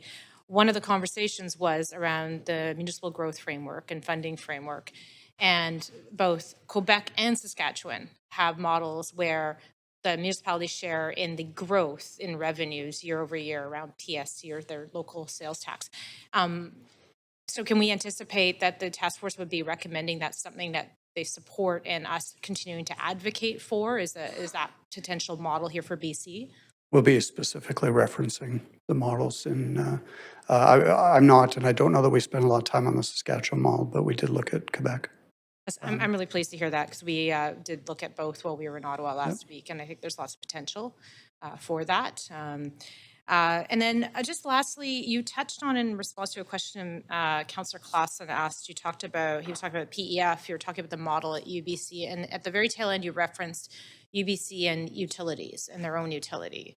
And so could you just expand on that? Because Vancouver also has its own utilities through neighborhood energy utilities, and just the context of your comment there in reference to that. The university delivers utility services to the residents. I believe that when we made that inquiry in the city of Vancouver, it wasn't practical because UBC had the opportunity to create a brand new community in Westbrook from scratch on scale. Infill development and particular developments. I'm not sure that makes sense for the city unless there are larger, I believe Hastings Park is in a specific fund. Unless there's something of that scale, our inquiries led us to believe that model, the utility model, didn't work here in Vancouver. So we did discover, the city does have some unutilized fiber capacity and conduit capacity. Sorry. But again, it's going to be under materiality. So I think we're perfectly at time. Thank you. thanks. Councillor Fry? Thanks, Mayor. And Randy, thank you for the work you've been doing on all this and sitting here on the hot seat and It's okay. taking the tough questions. Did you? I do want to just kind of continue a little bit on the out of mandate costs. Because, you know, the Vancouver Charter is pretty clear in what our obligations are. And certainly, I mean, it's, as long as I've been on council and even observing council, we've heard, you know, previous mayor and councils calling out provincial downloading and those very issues. And as Councillor Dominato just alluded, the Union of BC Municipalities has had a strong fiscal framework kind of ask of the province for a long time. And so I'm curious, where is this a request then of this mayor and council to be more vociferous in advocating for these provincial downloadings? Is that? Yeah, two things. I think this council has an opportunity, Councillor, to really take a leadership role and move forward. And by definition of framing it, allows you, hopefully with the support of our report, to go to other levels of government. It's clear that cities are the economic and social engines of the province and the country. The importance of cities have been growing for 25, 30 years. And I think just the feedback that we got and the inquiries we had, some clarity, I think, would help everyone. And it just, you know, we'll go to the downtown east side, or housing, I think, came up every week. And you control the last mile, but there's clearly infrastructure costs in behind that. Sure. So just to be clear, though, that your future recommendations won't be that we should abandon all those various initiatives that we are No. essentially being downloaded, but it just really for the mayor and council to take a more proactive role in advocating senior government. And to hopefully arm you with our findings that say. That's helpful. Oh, no, clarity. I think you'll find our report, Councillor, will not dive. We were very clear. We're here to support and provide a bit of a framework moving forward. We're not going to dive into the detail of the, So we I guess recommend the that leads elimination me of. to my other question, because of course this council did make a commitment to hiring 100 police officers and 100 mental health nurses. And we've done the police officer hiring, but obviously the mental health nurse, within what you're referencing, would that be kind of considered out of our mandate? I believe it's out of your mandate, but you still got to fulfill on the promise and figure it out. So. All right. And the way I think you're going to, in a tiny part, is hopefully use our report to go to the province, whose mandate it is to provide health care, to support that funding. Now, you made a comment, and I just scrawled this down. It's not in the report, but you'd said something to the effect that there was no public appetite for green commitments. Sorry? Did I hear that wrong? No, you didn't hear that from me. Okay, I thought I heard that in one of your comments earlier. Then I'll skip it because I thought that was something that you'd said about public. How did you ascertain public appetite? You mentioned folks. Good question. We did not engage the public separately, other than the fact that we're members of the public, and Sure. There was no active public engagement here. The idea is that we were experts in our respective fields, not in municipal government and municipal finance, certainly. But the idea was that an outside set of eyes, fresh perspectives, could bring some fresh perspectives. Never in our mandate did we anticipate a public engagement. That's not what we're here for. So You did mention that folks had called. How did folks get in touch with you? they got the list from the announcement. They started phone started ringing. Over just these are straight up cold calls of random people. Yeah. It was some were productive, some were far less than productive. As a group of folks who are no strangers to public engagement, I can appreciate that that's a heavy burden for you guys. It was interesting, so. Yeah, all right. Thanks, Randy. Thanks, Mayor. I'm going to jump off. Okay, great. Thank you very much. Councillor Boyle? Thanks, and I also appreciate that follow-up about not pulling out of these services that we have needed to provide for lack of senior government funding. Do you have a sense? What's your recommendation on how we go about developing a policy that defines core mandate, and are you imagining core mandate as what it was 40 years ago, or is there any evolution of core mandate of municipalities? Again, maybe I'm not in the weeds here, but it seems pretty clear to me when the Prime Minister talks about universal childcare. Childcare is outside the mandate of the city. When the province fights with the federal government around healthcare funding and funds hospitals in the health regions, that's outside the mandate of the city. You know, beyond those, housing, I think is, you know, the city is the sort of the last mile of approvals, but infrastructure is outside the mandate of the city to support immigration and federal and provincial policy that drives costs, housing, services to the city without appropriate funding. So those would be examples where I would suggest that those are, I'm not saying, the report will not say you abandon those. The report will say, figure out what the mandate is, communicate that, and operate within that, and don't walk away from the funding requirement, but go figure out where to get it from. And we will have recommendations further to Councillor Dominato's question about how we would recommend supporting getting that funding.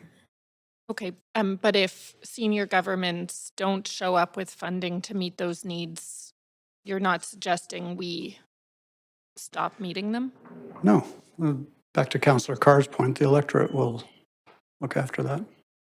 Okay, what about issues like reconciliation or anti-racism that aren't specifically one level of government or another? Healthcare, of course, is more concrete in terms of jurisdiction. Of course, it impacts everything, but reconciliation and anti-racism work, do you see those having Yeah, some? clearly, we have city a role in that, yeah.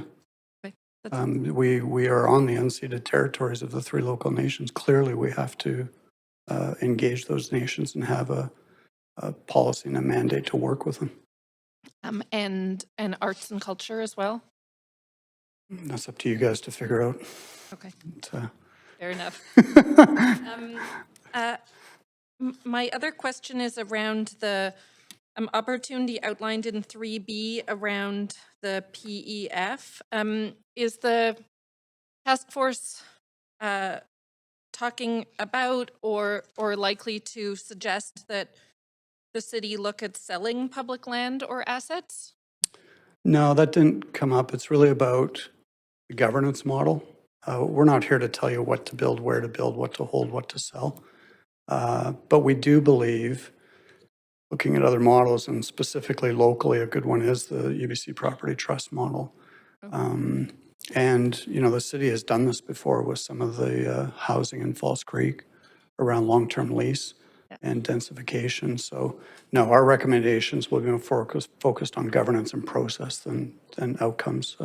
We were very clear through this process that we did not want to put ourselves in your seats.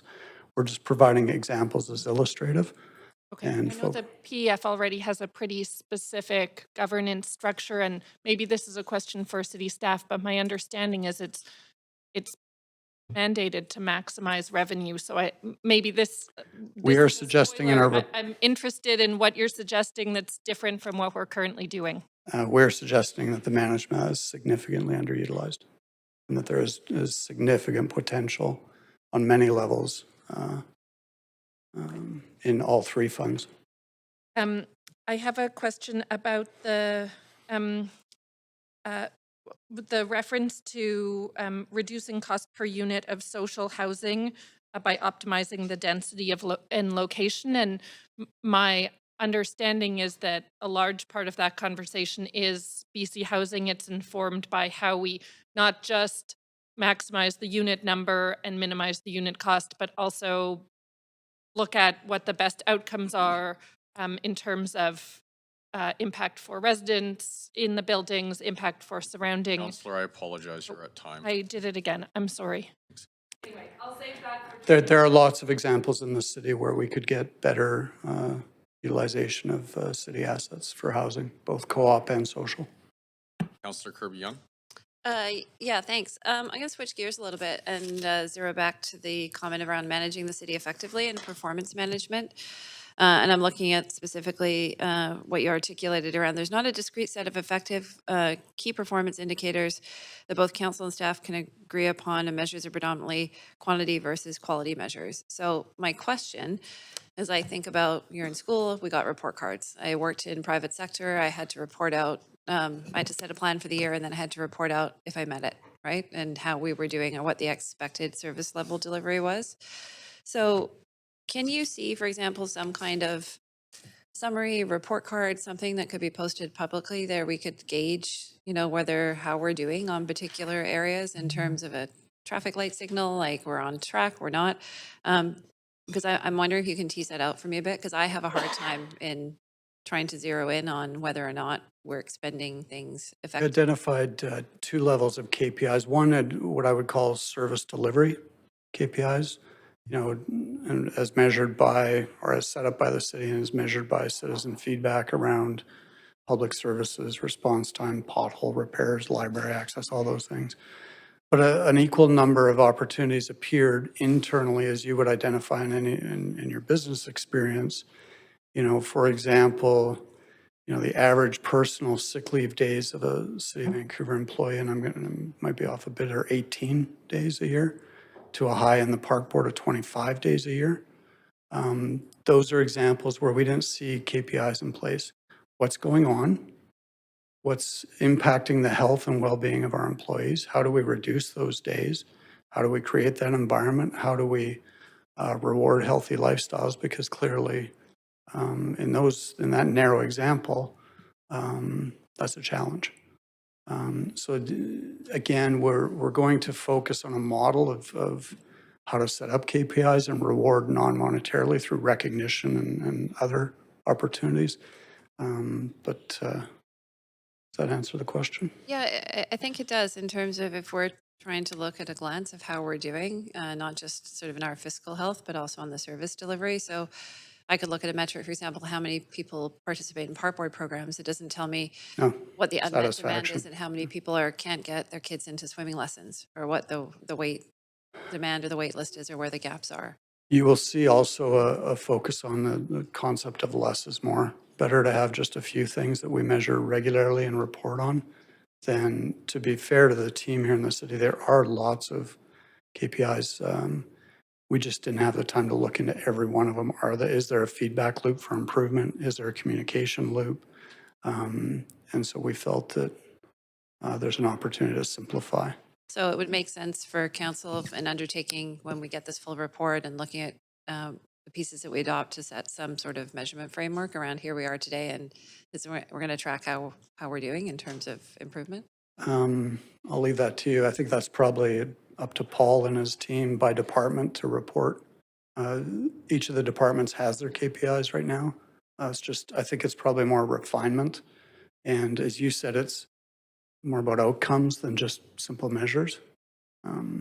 So sorry for the vagueness of reply, but there are a lot of them. And so we're going to focus on the process, not specific recommendations of, you should have a KPI associated with, I don't know, pothole repair time. I don't know. Okay, and again, thanks for all the work. Really appreciate it. Thanks, Councillor. Thank you very much. Councillor Joe. Oh, I have same question as Councilor Kirby on KPI. I'm good. Okay, great. Thank you. Councillor Carr. Yeah, thanks. We'll forget about the last question. I've got too many other ones I'm going to go to. You talked about childcare and sort of that being out of mandate. You quoted the mandate being another level of government. In the Vancouver City Charter, Section 523D, it actually says that capital projects that we would undertake include establishing daycare facilities in premises leased or owned and acquiring property for such facilities. I mean, it's clearly in our mandate. So would you suggest taking it out of our mandate? No, but I think a clear understanding that the public would understand about how you go about that and how you fund it and how they're operated. Right. We have DCLs, for example, development cost levies, community amenity contributions, and is that an appropriate way to actually? I don't think so. Actually, I think they're a good way to fund right now. I think the challenge with those is there a short-term funding mechanism for a long-term asset and service delivery, and that's where I think funding could come from a different level of government. Yeah. That's a very good example of the infrastructure. The city's building assets and not being able to maintain them on the back of property, I- business and individual. Totally don't disagree with you at all with the need to get more senior government funding. I mean, we're in a lot of things because senior governments have failed us, housing, childcare too. I'm interested in trying to understand about mandate, and Councillor Dominato started a question along this lines. I mean, as things change, as the circumstances in which we all live change, for example, the emerging climate emergency, which probably is the existential crisis of our time, do you think that a city, every city, but Vancouver, should do our part in actually reducing greenhouse gas emissions to tackle that emergency? Clearly, we all have a part to play individually and as cities and provinces and countries. It's really, and again, we're not going to recommend one way or the other, but we are going to suggest the nuances to what degree. Right? Is the city undersized or oversized as to its commitment and its imposing on its citizens, those who don't make the choice on their own. So it's in that particular example, Councillor, I think it's more about scope and scale than it is about the principle of it. I think no one would disagree that we all have a responsibility. Okay, I'm glad to hear that. Maybe that gets back to the very first question that I posed to you, which is, would you agree or disagree with the idea that a group of politicians who get elected on a commitment to the public can make a decision to put more or less, for example, money into climate mitigation as well as adaptation? And if the public doesn't like what they're doing, they kick them out at the next election. Is that what you think is a good democratic process, or should there be a prescribed sort of limit on how much money or resources should go into any single endeavor? Yeah, I think that's the nuance and the difficulty of the seat that each of you find yourselves in. I don't believe it should swing between elections. I think what you're going to see in the task force report is council drawing a line in the sand around what is, and I know I sounded like I'm beating a dead horse, but this was a theme that we talked about a lot. And it wasn't easy conversations. These were difficult conversations with many perspectives on the task force. But there was an appetite in the task force for councils to say what they believe the core service delivery was. And that page that is in the, I don't know, it's page 10 or 12 of the budget that actually lists all the core service deliveries. That should be revisited. And if it's not on there, then we should figure out a way not to be doing it. Okay, again, appreciate the work that you've undertaken and also your answering of all our questions. Thank you for your service to us, the longest standing member here, so thank you. Thank you very much. Councillor Clausen. Okay, closing things out here a little bit. So first of all, did you have, I know that you worked with Ken Bain, a former senior official here at City of Vancouver, who I believe was around when we were doing a core services mandate. Did you have any line of sight on the previous core services review that the city had done between 2009 and 2015? Yeah, that informed some of our opinion, and we thought that process was well-intentioned and went kind of part of the way there. We felt council could go further and be more specific and maybe figure out a way to narrow that and simplify it. Whether it was by, you've got so many different parts of the city delivering, I'll say, adjacent services. Is there a way to simplify that? And just by definition and simplifying it, reducing cost. So. Thanks. I want to pull out just in terms of 2C, you talked about the consideration of a regional procurement model. Can you explain a little bit what that might look like? It seems to us, and this, we won't take credit for this, this was in part an idea that came out of the finance team, There's, sorry, I'm going to get this wrong, 23 municipalities between here and Abbotsford. Clearly, a concerted effort to cooperate with all the other municipal jurisdictions around procurement of services and goods in commodity type items would benefit the city of Vancouver. And clearly working with the Union of Canadian Municipalities or BC municipalities, I think there's some real benefit in exploring that. And that's not just for procurement. Are there other parts of government or services that could somehow work together more closely, even on budgeting issues, whether that's the PD or the FD, or whether that's parks and recreation, whether that's, I don't know, arenas. I have no idea. We're not going to dive into that level of detail, but we will suggest that there's an opportunity for municipalities to significantly save. Excellent. Did you, so just understanding that we did a core service review over a decade ago, we now have the mayor's budget task force. Your sense of how often we might want to repeat a process like this, just again, getting that outside view on what we're doing. Is this something we should be doing every 10 years? Is there something, should we come back to you in maybe a couple of years and look at what we're doing? What's your recommendation there? I think it's probably more opportunistic than scheduled. I think this process could be deployed in other key questions the government is facing, the municipal government's facing.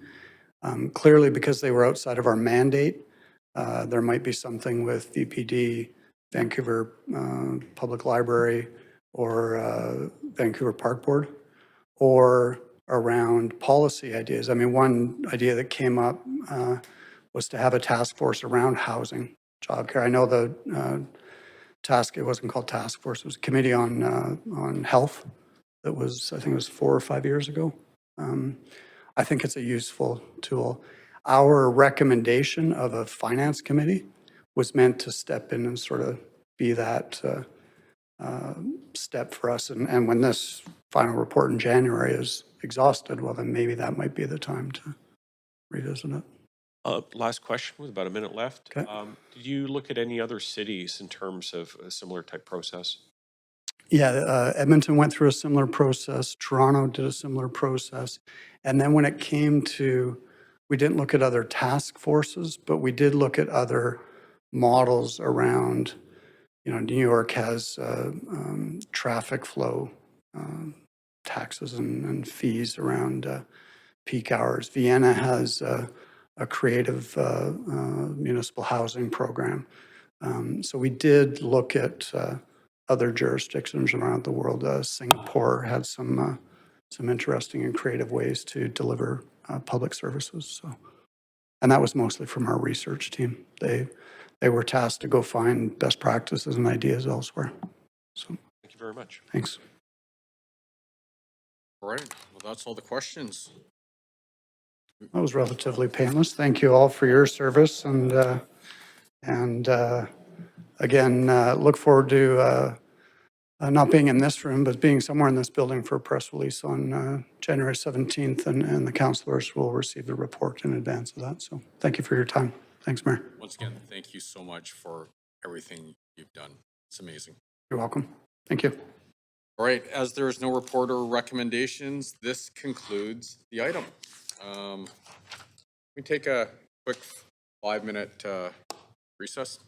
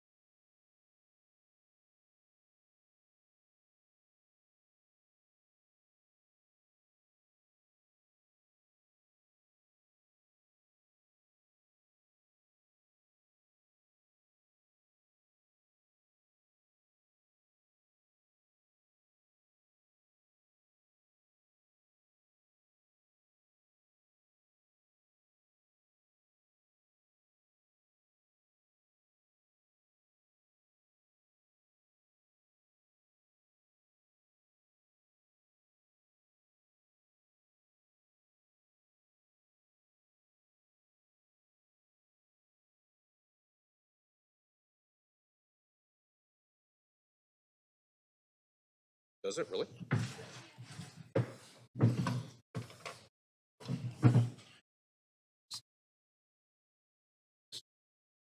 Okay.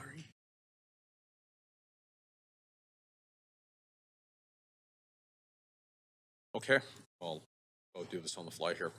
Okay, if we can get started again, 1, 2, 3, 4, all right, we have quorum. Okay, so the first report held is the 2023 budget amendments for the Vancouver Police and Vancouver Fire and Rescue. Does any member wish to declare a conflict of interest on this item? All right, seeing none, this item was held to hear from speakers and does not have a team member presentation. However, we have Fire Chief Fry and Deputy Chief Rye from, Fire Chief Fry, yeah, from Vancouver Fire, and Deputy Chief Rye from VPD, as well as from Finance, available to answer questions from Council. Council, you will have up to 5 minutes to ask questions of team members before we begin to hear from speakers. Are there any questions? Okay, seeing none, we're now going to hear from members of the public, and I would like to remind council and members of the public that public speakers may speak for up to 3 minutes, and council may not ask questions of speakers. Public speakers should state whether they are in support or in opposition of the recommendations and may only speak once. I will also ask speakers if they're residents of Vancouver, if it's not noted on the speakers list. And I do want to remind speakers that this is a great public forum, but we should, a reminder to keep the comments respectful. We'll go to our first public speaker, and that's Thuja Jeffrey. Thuja, are you there?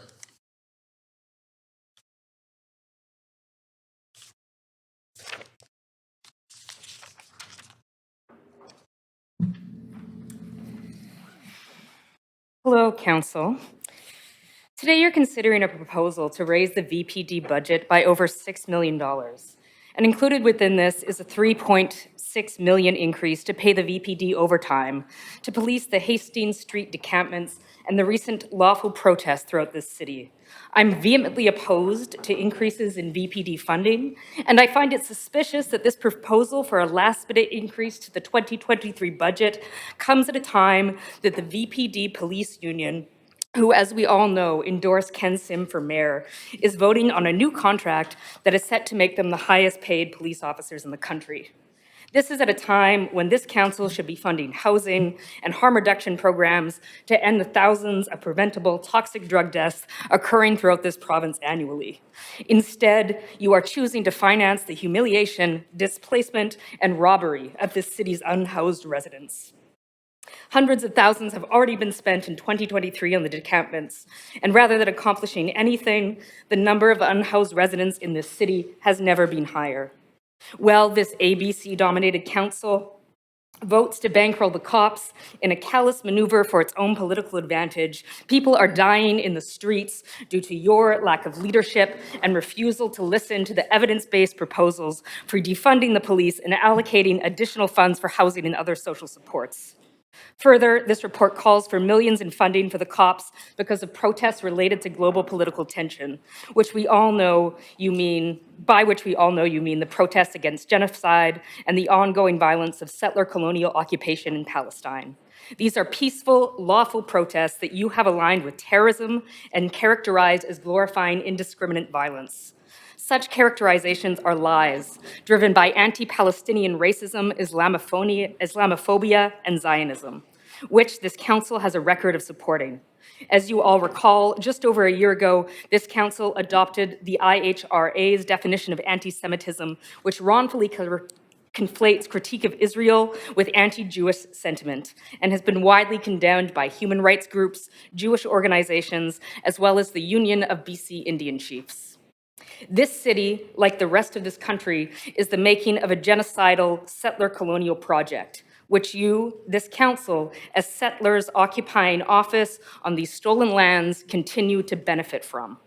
It is no wonder then that Ken Sim and the rest of ABC have not joined Christine Boyle and Adrian Carr, the city of Burnaby, and scores of other municipalities across this province calling for permanent ceasefire now.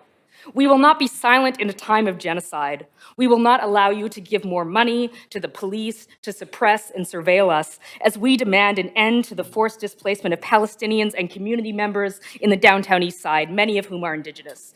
We demand that you call for an immediate permanent ceasefire and an end to the Israeli occupation of Palestine. Right, we're at time. Thank you. Defund the police and the criminalization of the So unhoused. you're out of Free, order. free Palestine.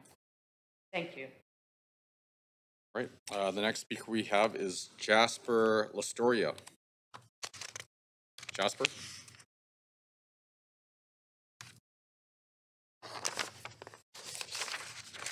Jasper here? Nope.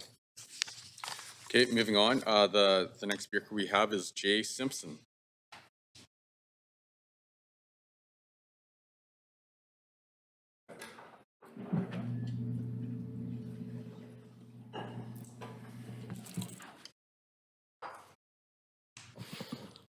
Anin Buju, Nigijnaga J. Simpson. My name is Jay Simpson. I'm Oji Cree Soto from Sapatuak Cree Nation.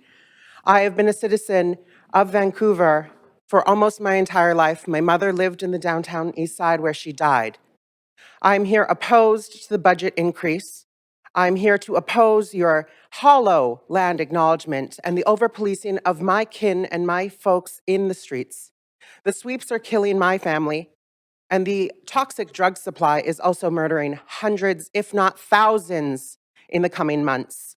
Police do not protect us, they protect property, as we've seen for a very, very long time. In fact, the colonization of these territories. As an Indigenous person, I'm so opposed to the policing in my neighborhood, in my family, and my people overall. The police were created on these territories to destroy Indigenous uprising and to claim land. And that is what we're seeing here today. When you were saying earlier in the hallway that you have hired 116 police officers, we need to also ask you, how many nurses have you hired? We also need to ask why Indigenous people are being over-policed with too much force used, often at the times their lives are being taken by the police. There needs to be a complete defunding of the police, and to squash any legal protests is an act destroying democracy. And that is what I'm going to say. When a couple of weeks ago, a car ran through a protest, nothing was done about it. But when we see people protesting genocide, they are met with extreme force. That is completely unacceptable. And that is what I'm going to say. I'm not going to waste any more time, but defund the VPD, and we all see what you are. Thank you very much. The next speaker is Maria Holmes. Maria?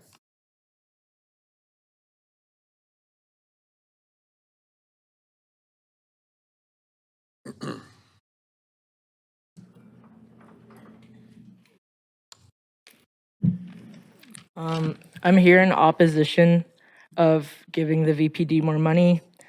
In 2021, a Filipino man named Angelo Quinto was called in to the police for a mental health distress call. And as he was calming down, the police showed up and they kneeled on his neck and he passed away. In 2022, a killing of an Indigenous man, Chris Amayote, happened in the downtown east side. They were pouring milk on themselves. I'm sure you remember. And he was shot by a bunch of beanbags and died later in care. And in 2023, there was a really awful thing happened. Officer Jack Sow ran over a homeless man in the downtown east side in like an obvious 30 zone, and he hit him and he flew really far. I'm sure all of you have seen that. We're in the time of crisis and people are dying. And at the beginning of your meeting, you said that, the city of Vancouver needs to treat people fairly, with equity and dignity. And you listed off a bunch of, different ways of living, like queerness, gender. I don't know if you mentioned class, ability. by giving the VPD more money, you are not abiding by any of that, what you just said. They're killing people on the streets. You need to put more money into people who are actually helping. The police are not helping people. Something that is helping people is Dolph. They've helped a lot of people. I don't know if you've seen their Instagram posts. But yeah, VPD is not the answer, and respectfully, shame on you guys. Thanks. Thank you very much. The next speaker we have is Sam Schmidt. Sam, are you on the line there? Yes, I'm here. Please go ahead. Hello, Council. My name is Sam Schmidt, and I am a resident of Vancouver, and I am in strong opposition of the proposal to the increase of the Vancouver police budget. I've worked as a frontline worker in harm reduction on the downtown east side for the past 3 years, and I strongly believe that the money for the proposed budget increase would be much better spent in healthcare, creating more low-barrier social housing, and towards improving detox and recovery programs. The VPD's endorsement of Ken Sim in the election last year was specifically so that they could easily receive these budget increases and thus increase the pressure and terror they enact on the downtown east side towards Vancouver's most marginalized community members. I believe this should be scrutinized. During my time working in the midst of a deadly opioid crisis, I have lost count of the number of clients and friends that I've lost due to a toxic drug supply. I've lost count to the number of times I've seen human beings that I love be carried out in body bags due to an entirely preventable epidemic. The police department is supposedly here to save and protect lives, but in all my time working and interacting with them, I have never once witnessed this on the downtown east side. Instead, they target our most vulnerable with street sweeps, while the city fails to provide more low-barrier sheltering for these displaced human beings to go live, thus moving folks from encampment to encampment, wasting taxpayers' money every time they do so. We've seen year after year that increasing the police budget does not help with the opioid crisis, as death numbers have been increasing since the start of the pandemic, alongside the VPD budget increases. These funds need to be reallocated towards something with positive impact. With the current genocide going on in Gaza, the people of Vancouver have taken to the streets to demonstrate that we condemn the actions perpetuating this genocide, and our mayor, Ken Sim, has yet again turned a blind eye to thousands of innocent lives lost. The proposal to increase the budget to provide overtime for cops to watch these entirely peaceful and lawful protests is a gross and unnecessary use of the city's money, especially if Ken Sim will finally listen to the city and join the 50-plus other Canadian municipalities that have called on our government to demand an immediate and permanent ceasefire in Gaza. Ken Sim and councillors, it's time to start using the power that you have to...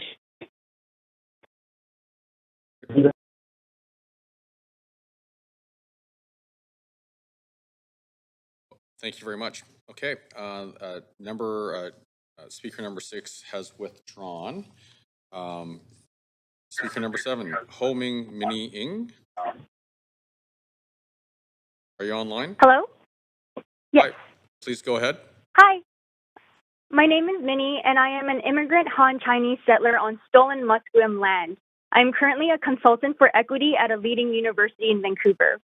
I worked at a grassroots organization in the downtown east side for 3 years and continue to volunteer there, where I share community directly with folks who are abused, displaced, surveilled, and killed by the VPD.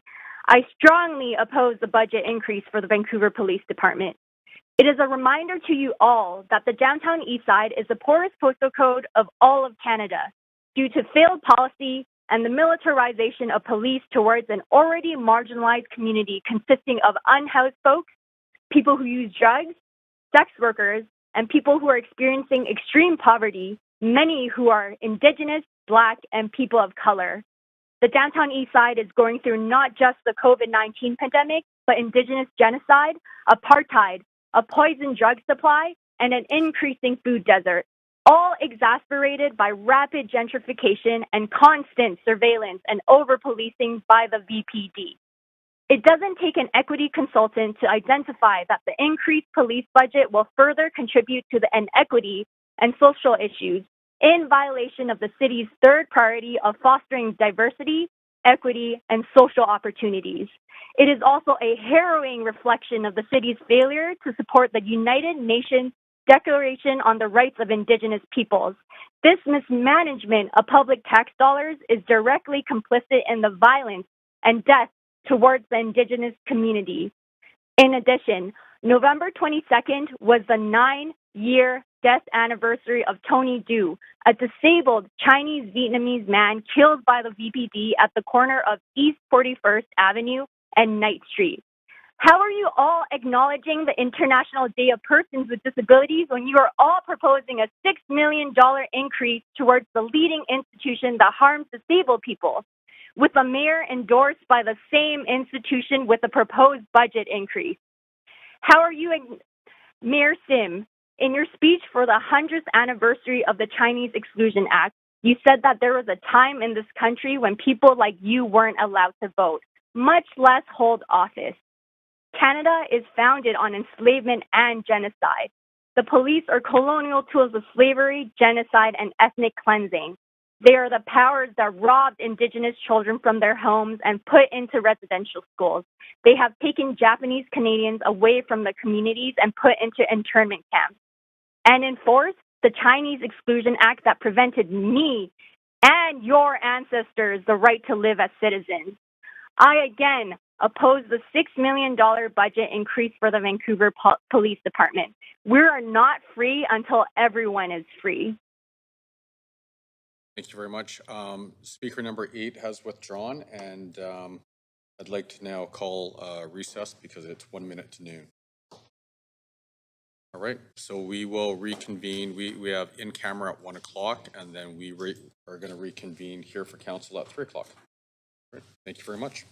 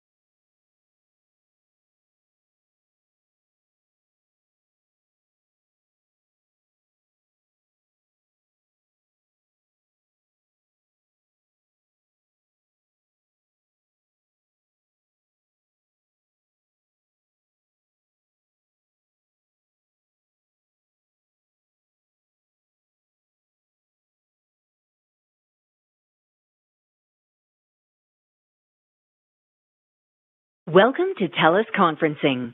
To join the conference,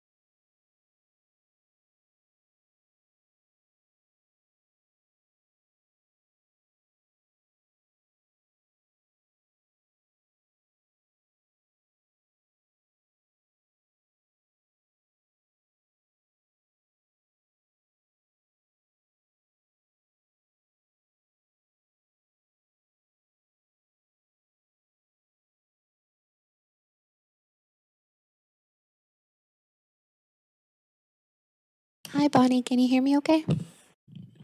I can hear you. Can you hear me? Loud and clear. Perfect. Have a good meeting. Thank you.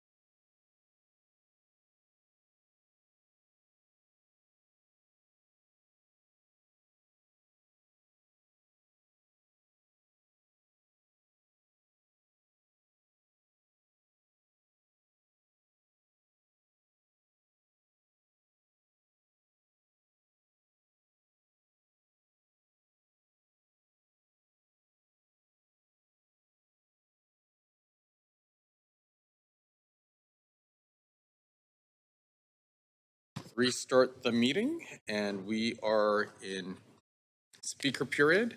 And the next speaker we have is on the phone, and it's Trey Ma. Trey, are you there? My name is Trey Baugh. I'm a lifelong resident of Vancouver. I am opposed to the VPD's budget increase request, and I urge the City Council to do the same. I think that the VPD has mismanaged our city's money. I believe that the reasons given in the report, specifically the need for overtime spending as a result of the decampment of residents around the East Hastings area, does not align with the values of the residents in this city. Decampment does nothing to assist with those who are homeless, especially now as it is getting close to winter. It only puts them in more danger. Decampment is a short-term plan that does not actually provide support to residents or address the problem that is the lack of affordable housing in our city. Further, the second main reason for VPD's budget increase request is as a response to the increased protests happening in the city. I want to address that too is a mismanagement of our city funds, as a higher amount of police presence at nonviolent demonstrations escalate the sense of danger for those who are in the area, not just protesters, but residents and visitors to the area as well. I hope that the City Council declines this request for VPD budget increase, as increasing the budget for the VPD does not provide further safety for Vancouver residents or visitors. Increasing police presence by further funding the VPD's mismanagement of the city's budget only sends a message to residents and visitors that Vancouver is not a safe city and that our council is not responsible with our money. Great, thank you very much. The next speaker we have is Marcus Peterson. Marcus, are you there?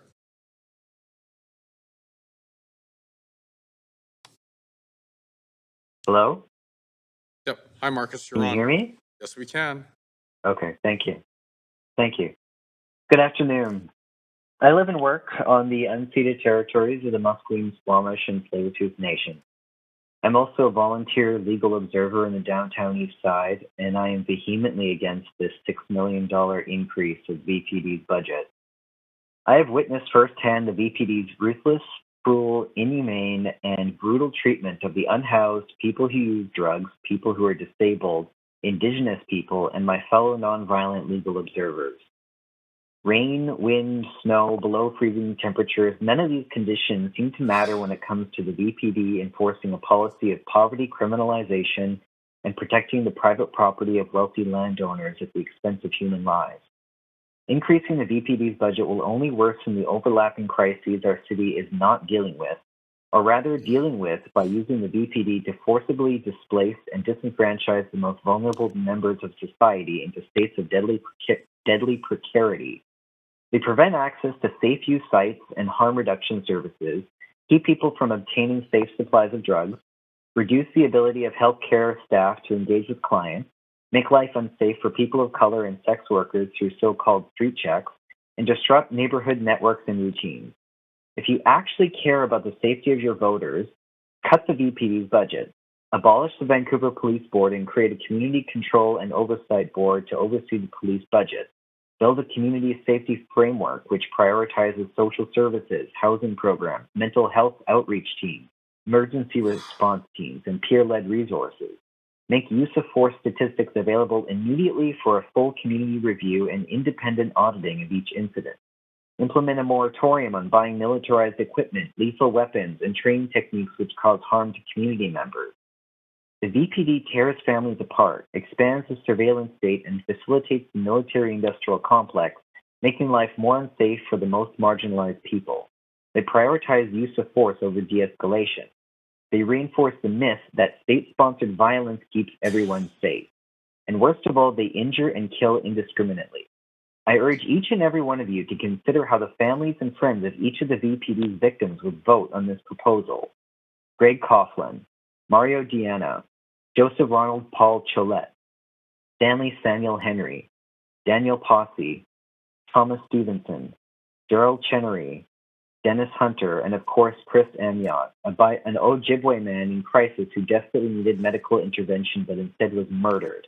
I urge you to consider the fact that by increasing the VPD's budget, you are putting more power into the hands of the officers who viciously beat and murdered Miles Gray. Who those officers are, we still don't know, but they will be ever more emboldened to exert more violence on the most desperate and needy. Those who endorse and encourage the inherent violence of the Marcus, we're VPD at are time. not owed peace and respect. Sorry, Marcus, we're at time. Thank you for your time. Thank you very much. The next speaker we have is Danya Barakat. Danya, are you here?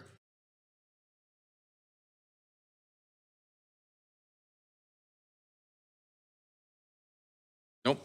Okay. The next person we have is Rian E. Rian, are you on the line?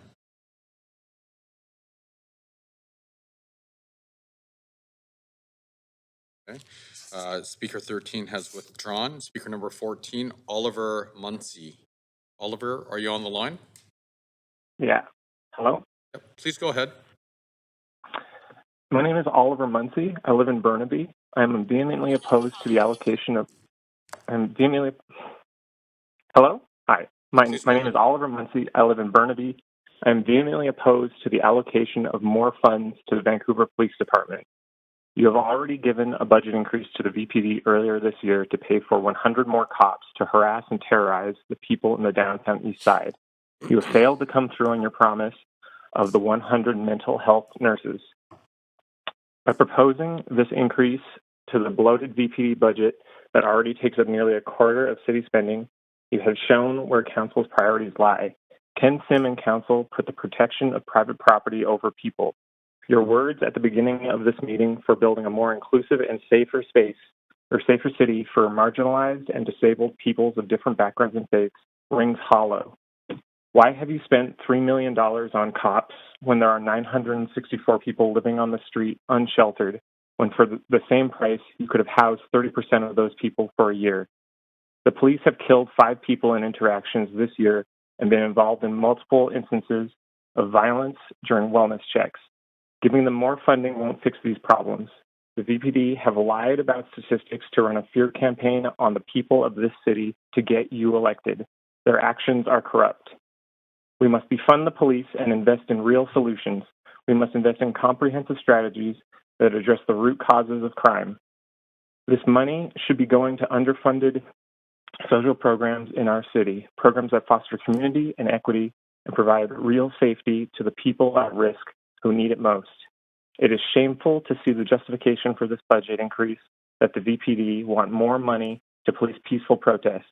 We have a right to protest in Canada, and this reads as a move to infringe on those rights. The only thing Ken Sim and the ABC are building for Vancouver is a police state. Defund the VPD and free Palestine. Great. The next speaker we have is David Lee. David, are you there?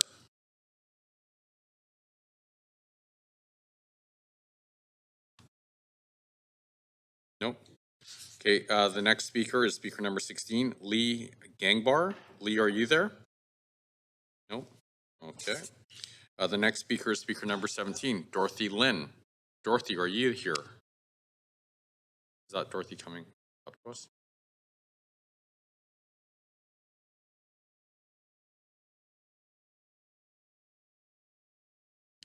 I actually have a slide that I sent to the city council yesterday.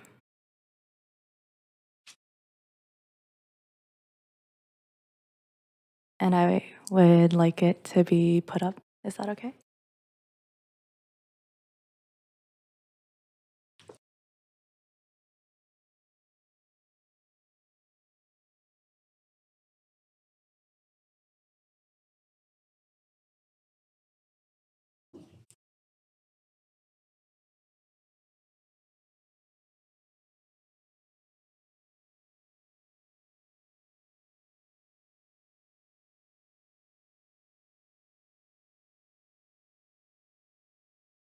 Okay. Good morning, Mayor, Council, and members of the public. My name is Dorothy Lynn. I am a lifelong resident of Vancouver, currently living in downtown, just 2 blocks away from the downtown east side. I'm here today to express my opposition to item C on the VPD's 2023 budget adjustment, which is the proposed $3.6 million increase. I believe that this increase is not the sustainable option to address the issues of increased deployment for Hastings Street encampments. First, let me direct your attention to the graph on the right, showing data from BC Housing in 2020. These data describe the yearly average cost of ambulance services, police deployments, hospital stays, and correctional services for one individual with addiction and/or mental illness who is facing housing insecurity. As we can see, an individual experiencing homelessness represents an average cost to the taxpayer of $55,000 per year. In contrast, for an individual with supportive housing, these costs decrease dramatically, down to $37,000 per year. This means that by funding supportive housing, we can reduce the spending by 33%. That is significant. Overall, these data demonstrate that investing in supportive housing, as opposed to increasing decampments of the downtown east side, which leaves individuals with no housing options, is the fiscally sustainable option. An additional $3.6 million will burden the city's reserves without taking measures to reduce police deployments related to homelessness. Secondly, I compiled and analyzed crime data from the Vancouver Police Department's website between May 2022 and October 2023 on the left graph. As we can see, despite a $38 million increase this year, there remains a significant increase in crime rates over time. Given that the VPD budget increases are justified to address rising crime rates in the downtown east side, we must conclude that this current proposed budget increase will not effectively address the root causes of increased police deployment, let alone reduce these crime rates. Taken together, these statistics clearly show that reactive budget increases in response to higher police deployment rates may risk an unbalanced municipal budget that fails to invest in services that can actually prevent these budget strains in the first place. If the city's primary strategy going forward is to fund increasing police deployments without funding the services that can actually prevent homelessness and crime, I fear that the city's budget reserves will no longer be able to sustain these one-time increases in the future, while leaving us with a lack of infrastructure to deal with the urgent issues that communities in the downtown east side and Vancouver face. I once again urge you and ask you to reconsider this proposal. Thank you for your time. Thank you very much. Thank you. Okay, the next speaker we have is number 18, Juliette Mollard-Thibault. Hi, can you hear me? Yeah, we can hear you great. Great. Thank you, Mayor, Council, and members of the public. I'm calling to say that I strongly oppose the Item 1 and Item 3 from the VPD and fire budget report. So opposing the VPD 2023 operating budget increase of $2.47 million and the one-time budget increase of $3.6 million. Speakers previous to me have very eloquently stated all the reasons why these budget increases don't make sense and don't serve our community. I thank the previous speakers for their time and their research on this matter. And I would just like to say that I don't see how these budget increases support the city's sustainability mandates or honor the city's commitment to being a city of reconciliation. Or I don't understand why this significant amount of public dollars isn't going to other issues such as addressing our extreme housing crisis, supporting community-oriented programming, and I find it very shameful that we continue to criminalize poverty and protect the interests of Vancouver's rich elite. So with that, I ask you to please reject these budget amendments and consider allocating these public dollars to programming that actually does good in our community and is informed by public policy experts and by community members with lived experience. Thank you very much. Thank you very much. The next speaker we have is speaker number 19, Holiday Easterbrook. Holiday, are you there?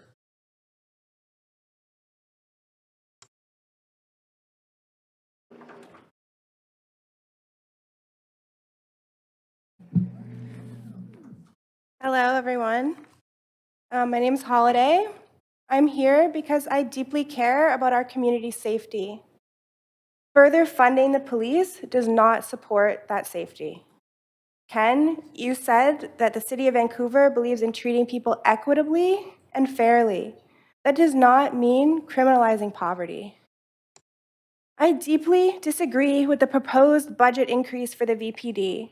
They have mismanaged the funds that they were already allocated, and this does not justify giving them even more money. The city must stop funding the violent displacement of our homeless community members. You are killing people. You have heard from other speakers that that is literally true, and you are funding that as a city with our money.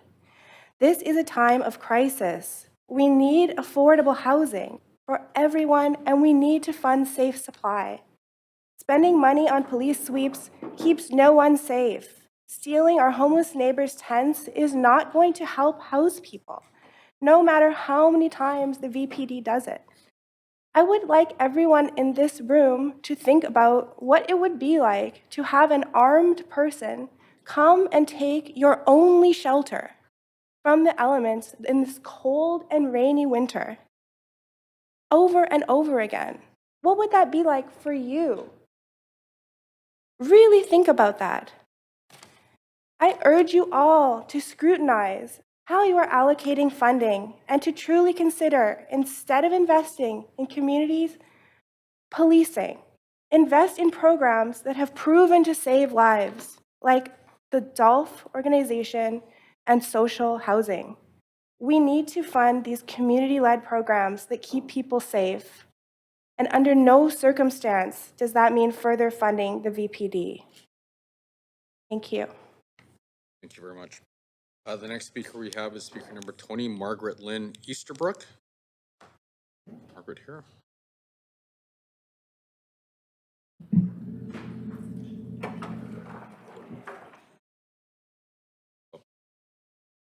Good afternoon, Mayor, councilor members, and all the people downstairs who could not come up and join us in the chairs like usually happens. My first rodeo, forgive me for being a little bit nervous. I'm Margaret Lynn Easterbrook, a settler on Musqueam land, and I'm against the proposed funding of the police. The current violent police tactics of dealing with homelessness isn't working. The only way to end homelessness is to provide housing. Having guys in uniforms wrench personal belongings from people on the street is theft of said items, in my opinion. Once the items were taken, the person was still homeless, only now they had nothing to sleep on and no shelter from the elements. We don't need guys in uniforms taking a person's meager, meaningful belongings and tossing said items in the garbage. Telling people to move along does not fix the ongoing homelessness in our community. We need affordable housing.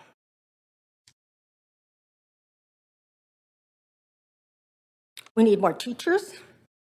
We need more nurses. We need more health care. We need after-school care. Spend our money where it will most benefit the entire community. Spend the money helping each other, not on Gestapo tactics.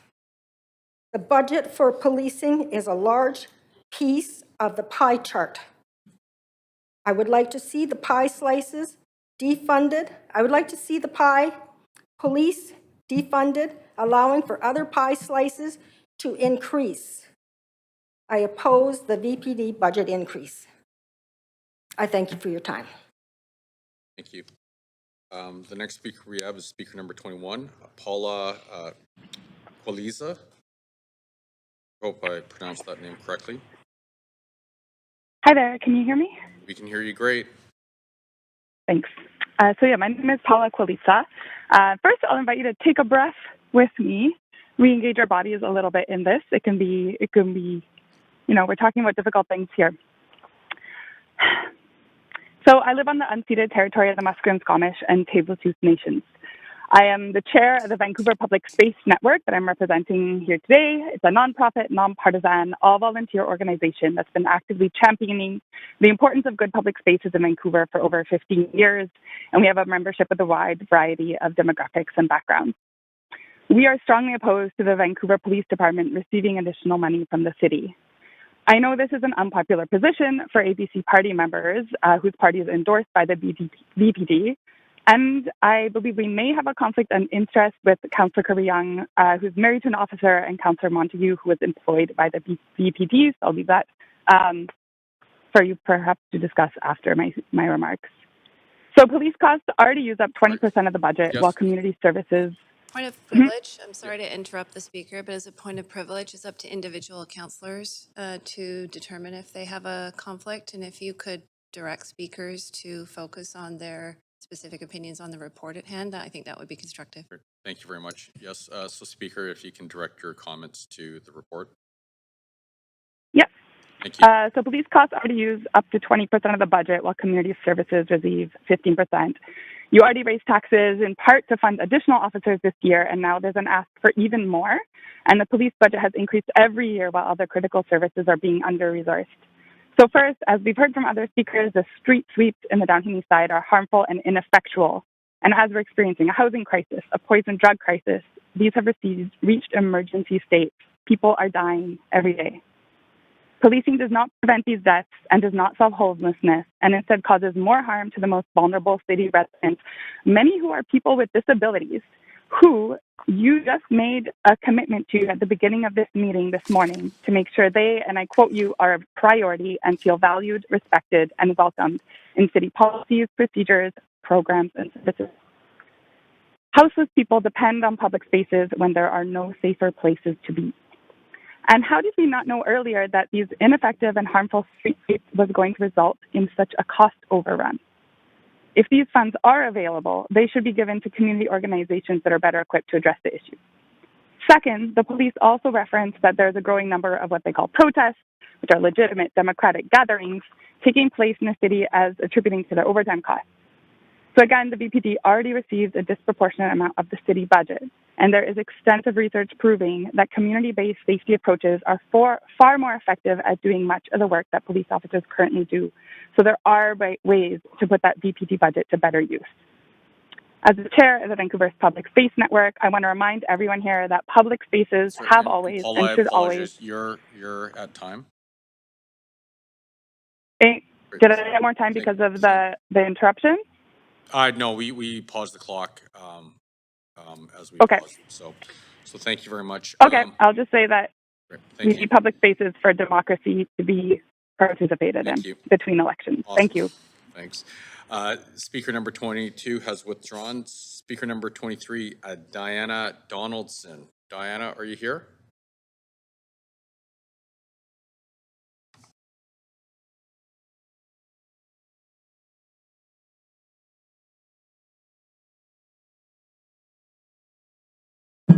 Hi there.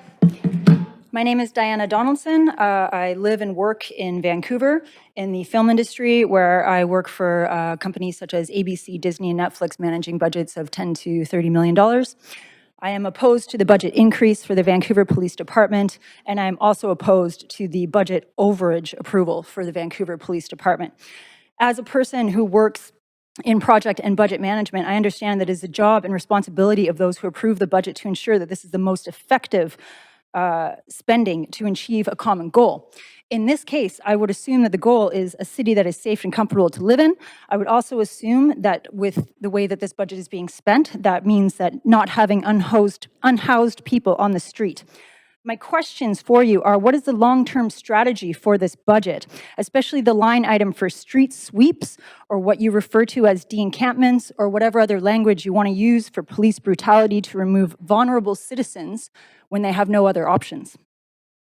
What has been identified as the benefit of this? We earlier saw a speaker who had many stats. I have not seen any stats that support any of the street sweeps or the removal of homeless people as being beneficial to anybody in society.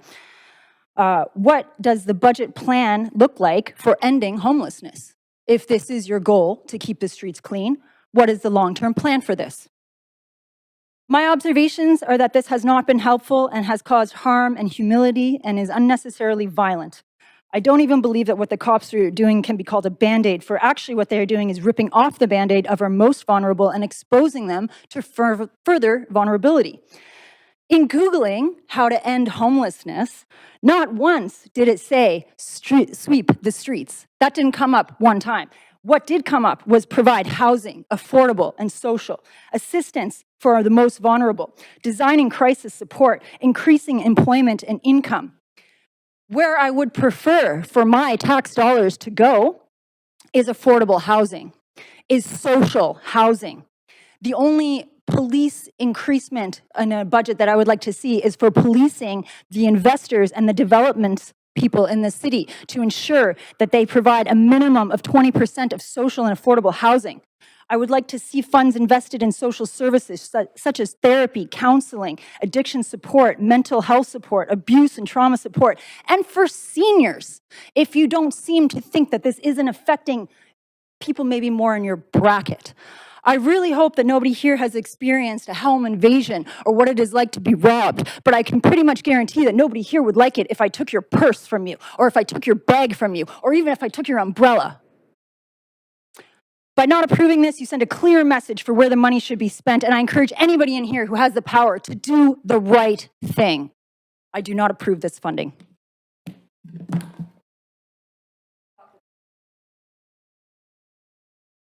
Right. That was out of order, by the way. All right, speaker number 24 is Aaron Bowden. Aaron, are you there? Yes, I'm here. Can you hear me? Yes, we can. Please go ahead. Okay. Hello. So my name is Erin Bodine. I'm a citizen of Vancouver. I am strongly opposed to this motion. I work in the Downtown East Side, Strathcona, Chinatown communities. I'm a member of the Coordinated Community Response Network. I believe that you have received numerous communications from them during these street sweeps. I feel so strongly about this, just given that I care deeply about my community. I care deeply about those in my community who are the most vulnerable. I believe that we need to do whatever we can to be looking out for those who are in difficult situations, those who are low income, those who are unhoused. And I just don't believe this money should be going towards the VPD. They have the largest police budget in the country. It's already been increased over the last couple of years. And asking for an increase of $3.6 million is a ridiculous ask in a city that has such a serious housing crisis. I really, really appreciate that so many times today in this council meeting, council members have mentioned that housing is of the utmost importance to them, and it is of the utmost importance to community members, to my peers. This is a huge topic in Vancouver right now. We care about people having shelter. It's a human right, and people do not receive that human right when their shelters are torn from them. This money should be going towards safe, affordable housing for all citizens. I know that last night there was an announcement of increased shelter spaces. That was just 120 shelter spaces when you have thousands of unhoused people, people living in very difficult conditions, and not just the Downtown East Side, but all over Vancouver. These street sweeps only serve to harm people. You're taking away what little shelter they have and putting them out on the street. I am very familiar with the storage options that are made available to these people, and I'm very aware of how whatever's offered to them is not enough. It's not enough. It's not adequate housing. It's barely even emergency housing. And doing it time and time again is very traumatizing to these people, and definitely incites violence. And the violence we see comes from the VPD quite often, unfortunately, as well. I would love to see this money be put towards things that will benefit the community more than just, pay for overtime for some police officers. The question is, where will these people go? So when you don't give them enough options for adequate housing, you cannot just forcibly remove people and leave them to figure it out. When you, the elected officials who are supposed to serve the interests of the community, are not doing what the community is wanting you to do. That money needs to be going towards community organizations, towards nonprofits, grassroots movements, towards the people who are on the ground doing the work to support the folks who need it. Like Diana mentioned, you don't feel safe when your home is being taken away from you. Okay, thank you so much. Thank you very much. Okay, so we're going to circle back to some previous speakers. Speaker number 11 again, Danya Barakat, are you there? No, okay. Speaker number 12, Rion E.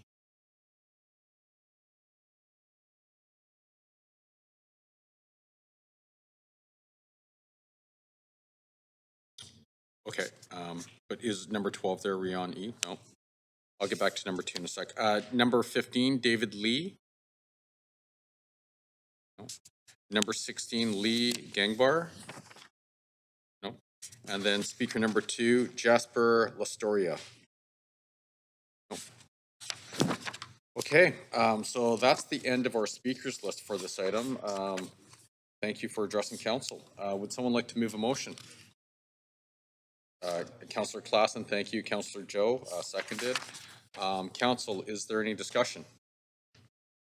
Councillor Carr. Yeah, I just want to take the time to actually thank those who came to speak. The reason I'm thanking them is because their comments were heartfelt. They are raising concerns that I think we need to address at this council. And it's within the context, for me, of a much, much more polarized world and society with many more emerging issues sort of culminating in our time in these last few years in very sort of extreme situations. I mean, the 2 wars going on, and I was lucky enough so there were none that seemed to affect me growing up. They were in previous generations, but it's pretty scary times that way. There wasn't homeless. I was born in this city. There wasn't homeless. People could easily afford places to live. There wasn't the divisiveness within society. And so we're seeing that play out on the streets of our city and the conversations that people are having are non-conversations. There are more protests that are occurring because of these difficult times. So I can't say no to these budgets, and certainly the only one that I'm feeling kind of torn about is really C. I mean, just so that people who came to speak know my reasoning, the sections that talk about fringe benefit adjustments, those are normal things we do at the end of the year because we can't anticipate what the costs of those are going to be at the beginning when we're planning our budget. So these are normal things that happen every budget year. When I looked at the reason for increasing the fire service budget, the pressures were listed around injury claims, sick days, no quibble on my mind. So on the police budget and the increase due to unexpected items, I'm not going to lay the blame anywhere. I'm going to say that council made decisions around decampment on Hastings Street. It wasn't handled the way I anticipated it would handle. And I don't want to see that kind of situation evolve again. The police did they were there. I think we need to have a discussion. What I'd like to see is further discussions between council and the VPT on how situations like that are handled. I'd like to see more discussions around demonstrations, although most demonstrations, in fact, nearly all are nonviolent. We have some situations of violence. That wasn't the case when I was out there protesting in the 60s, 70s, 80s. We just the peaceful protests at Clackwood Sound, not that I was on the line, I never was, but they were very amicable between the RCMP and the protesters. So I think this is worthy of discussion. I think the points raised were legitimate points raised by the speakers that we need to discuss as a council. But as I say, I do think that it's something that I take as a council member onus for in terms of needing to pursue. So I'm going to support the budget as is. Thank you very much. Councillor Fry.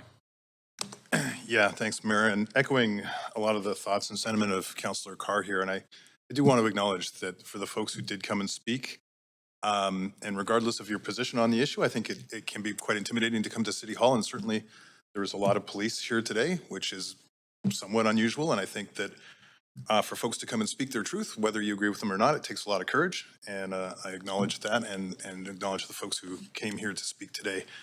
And they raised some very cogent and salient points. But as Councillor Carr alludes, these are budget shortfalls that you know, the men and women of the Vancouver Police, the men and women of the Vancouver Fire Rescue Service have gone and done this work, and we are now paying them for the work that they were tasked to do over the course of their duties in 2023. And we can debate whether or not that was the appropriate course of action. And certainly I struggle with some of the recent news that in fact stranger attacks, as we had been led to believe, were significantly up.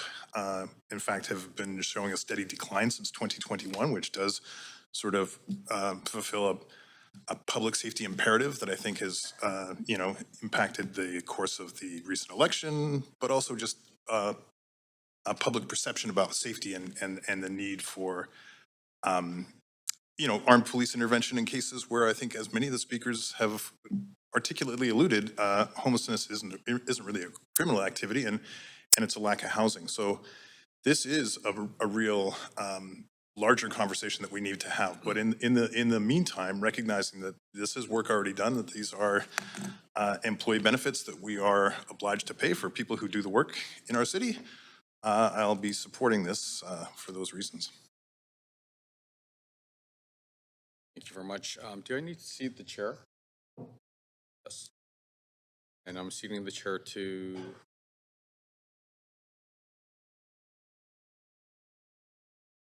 Councillor Kirby-Young. Go ahead, Mayor Sim. Great, thank you. And I actually do want to thank the speakers for coming in today.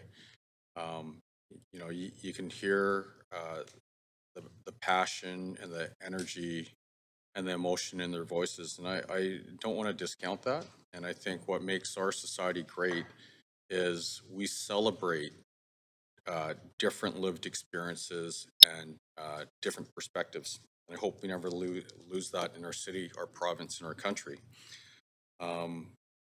Yeah, we are living in divisive times right now. I think stating the obvious. Now, I do want to be very clear, though, to give a balanced view as to, you know, what we're talking about here. It was referred to countless times, the de-encampment of the downtown east side. You know, I want to be very clear that our amazing people at in the engineering department led that initiative to provide safety on the streets and in the community by enforcing a fire bylaw. We were pulling out, we put out over 2,000 tanks, propane tanks in the downtown east side, including 100-pounders.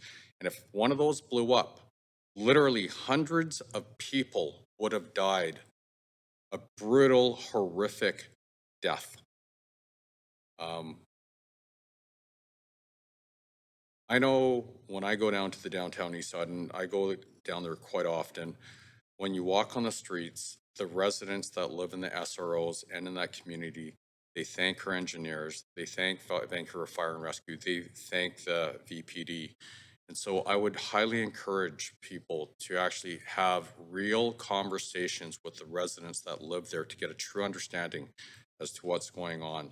And I can tell you, as it relates to the VPD, our engineers wouldn't have been able to do their job, and they did it in a very empathetic and caring way. They would not have been able to do it if they did not have the backing of the VPD, because they did not feel safe down there. And it doesn't matter. We don't have to opine as to whether or not that was legitimate or not. When someone doesn't feel safe, you know, you have to listen to that. You have to take care of your team members, and that's what we did. And so I just want to make sure that we have a balanced view on situations like this. And I do want to thank all of our team members for what they do every single day. So with that, thank you very much. Can I grab the chair back? I'm going to assume that's a yes. So thank you very much. Yes, sorry, Mayor. Yeah. Okay, so now we're going to put it to a vote. I think no one's online here. So clerk, can you please take us to the voting panel?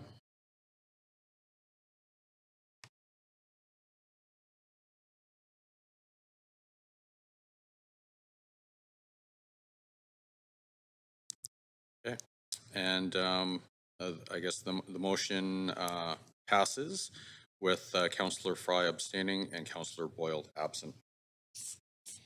Thank you very much.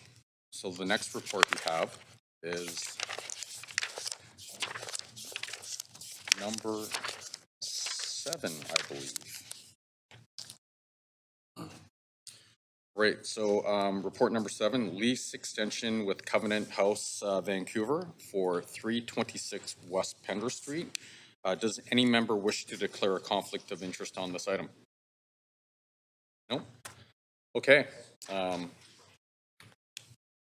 Sure. Oh, sorry, Councillor Montague? Yeah, sorry, man.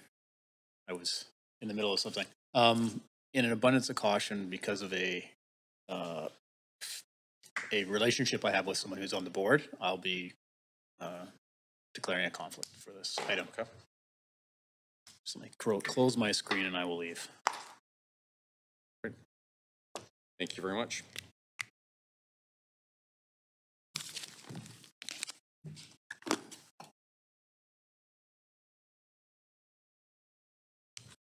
Okay, so this item was held to hear from speakers and does not have a team member presentation. Council, you have up to 5 minutes to ask questions of team members before we begin to hear from speakers. Are there any questions? Okay. Okay, so we're now going to move to hear from members of the public. I would like to remind council and members of the public that public speakers may speak for up to 3 minutes and council may not ask questions of speakers. Public speakers should state whether they are in support or in opposition of the recommendations and may only speak once. I will also ask speakers if they are residents of Vancouver if it is not noted on the speakers list. Now, our first public speaker is Jasper Lastoria.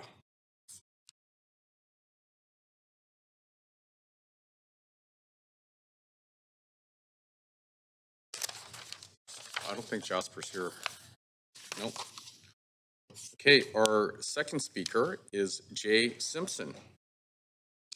Is Jay here?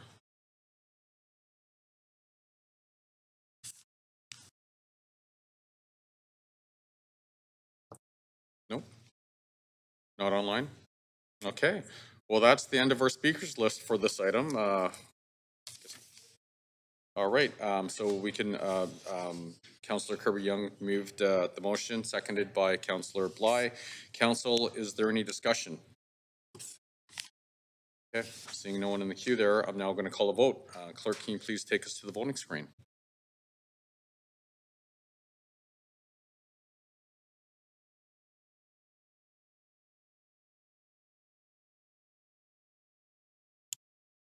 Okay, and so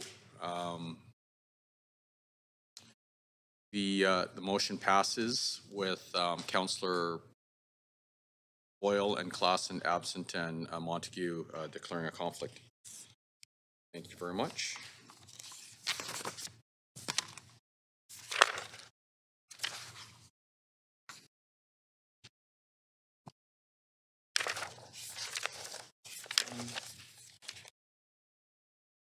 All right, moving along. We are in bylaws now. We have 9 bylaws on the agenda for enactment. Would someone like to move the motion to adopt bylaws 1 through 9? Councillor Bly, seconded by Councillor Joe. Council, is there any discussion? Okay. Seeing none, all those in favor say yay. Okay. All those opposed say nay. Great, the motion carries unanimously. The list of approved bylaws can be found on the city's website. Okay, notice of council members' motions. Are there notices of council member motions for upcoming standing committee meetings? Now, a reminder, please state the title of the motion and the date of the standing committee meeting on which you intend to move the motion, and be sure to send the title and date to the standing committee meeting via email to the city clerk. Great. So I have one. I'd like to Go ahead, Mayor. provide, sorry. Isaac, go ahead. Okay, thank you very much. I would like to provide notice of motion for the standing committee meeting on December the 13th for a motion titled Amendment to the Vancouver Charter. Back to you. Back to me, thank you very much. Okay, seeing no one else in the queue, new business. We have one item of new business on the agenda today, and that's requests for leaves of absence as follows. Councillor Boyle for civic business from meetings on Tuesday, November the 28th, 2023 from 2 p.m. to 5 p.m. Councillor Carr for personal reasons from meetings on Tuesday, November the 28th from 6 p.m. onwards, and for civic business from meetings on Wednesday, November the 29th, 2023 from 5:30 p.m. onwards.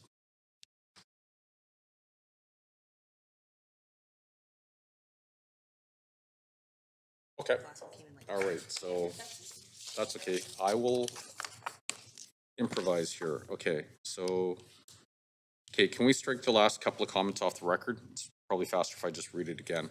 Okay, so requests for leaves of absence as follows. Councillor Boyle for civic business from meetings on November the 28th from 2 p.m. onwards, and November the 29th from 5 p.m. onwards. Councillor Carr for personal reasons from meetings on November the 28th from 6 p.m. onwards. Councillor Carr for civic business from meetings on November the 29th from 5 p.m. onwards.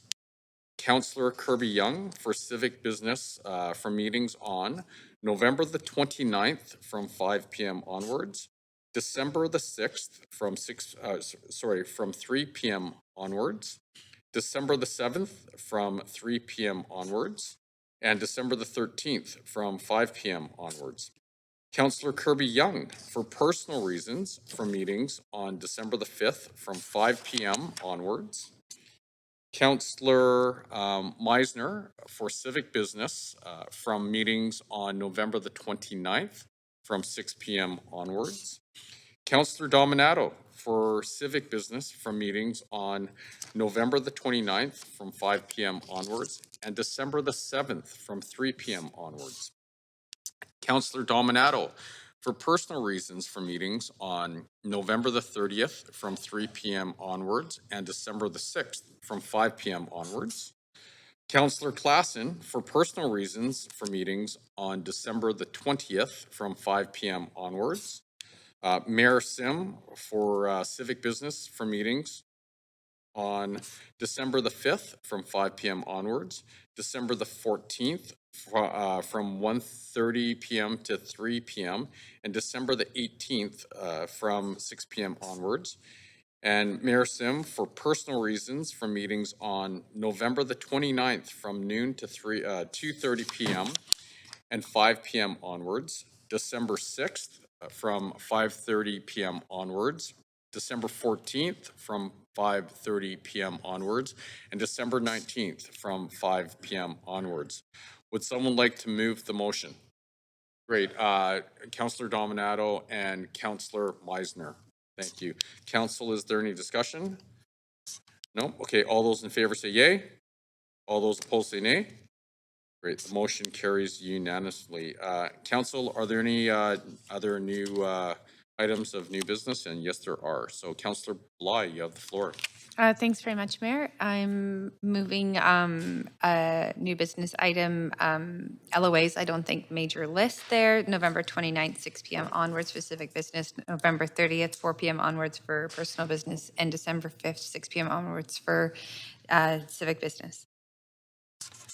Great, thank you very much. Councillor Joe. Yeah, thanks, Mayor. Also, I have a leave of absence request for November 30th from 3 p.m. to 5 p.m. for civic business.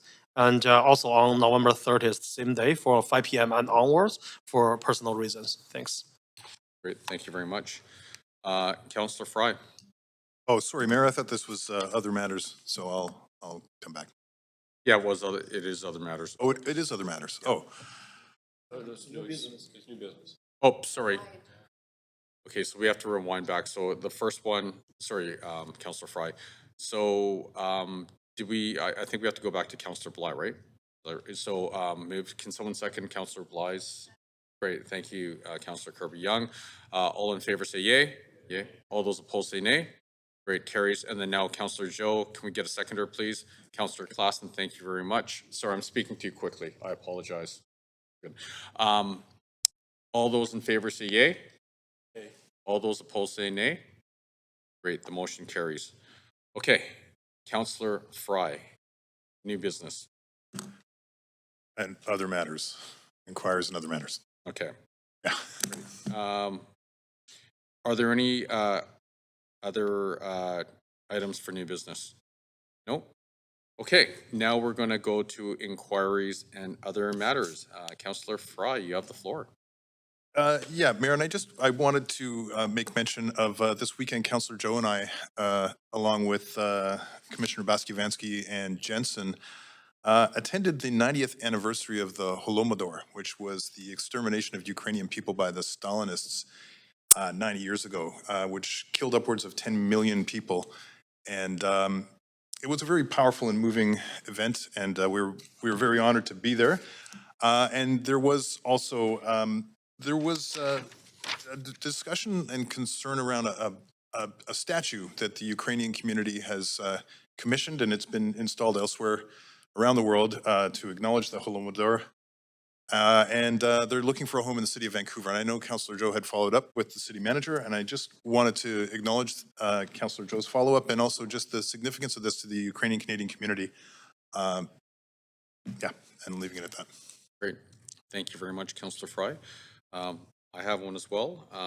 So I wanted to mention briefly the recent passing of two Vancouverites who made a significant impact in the arts and culture community over the course of their lives.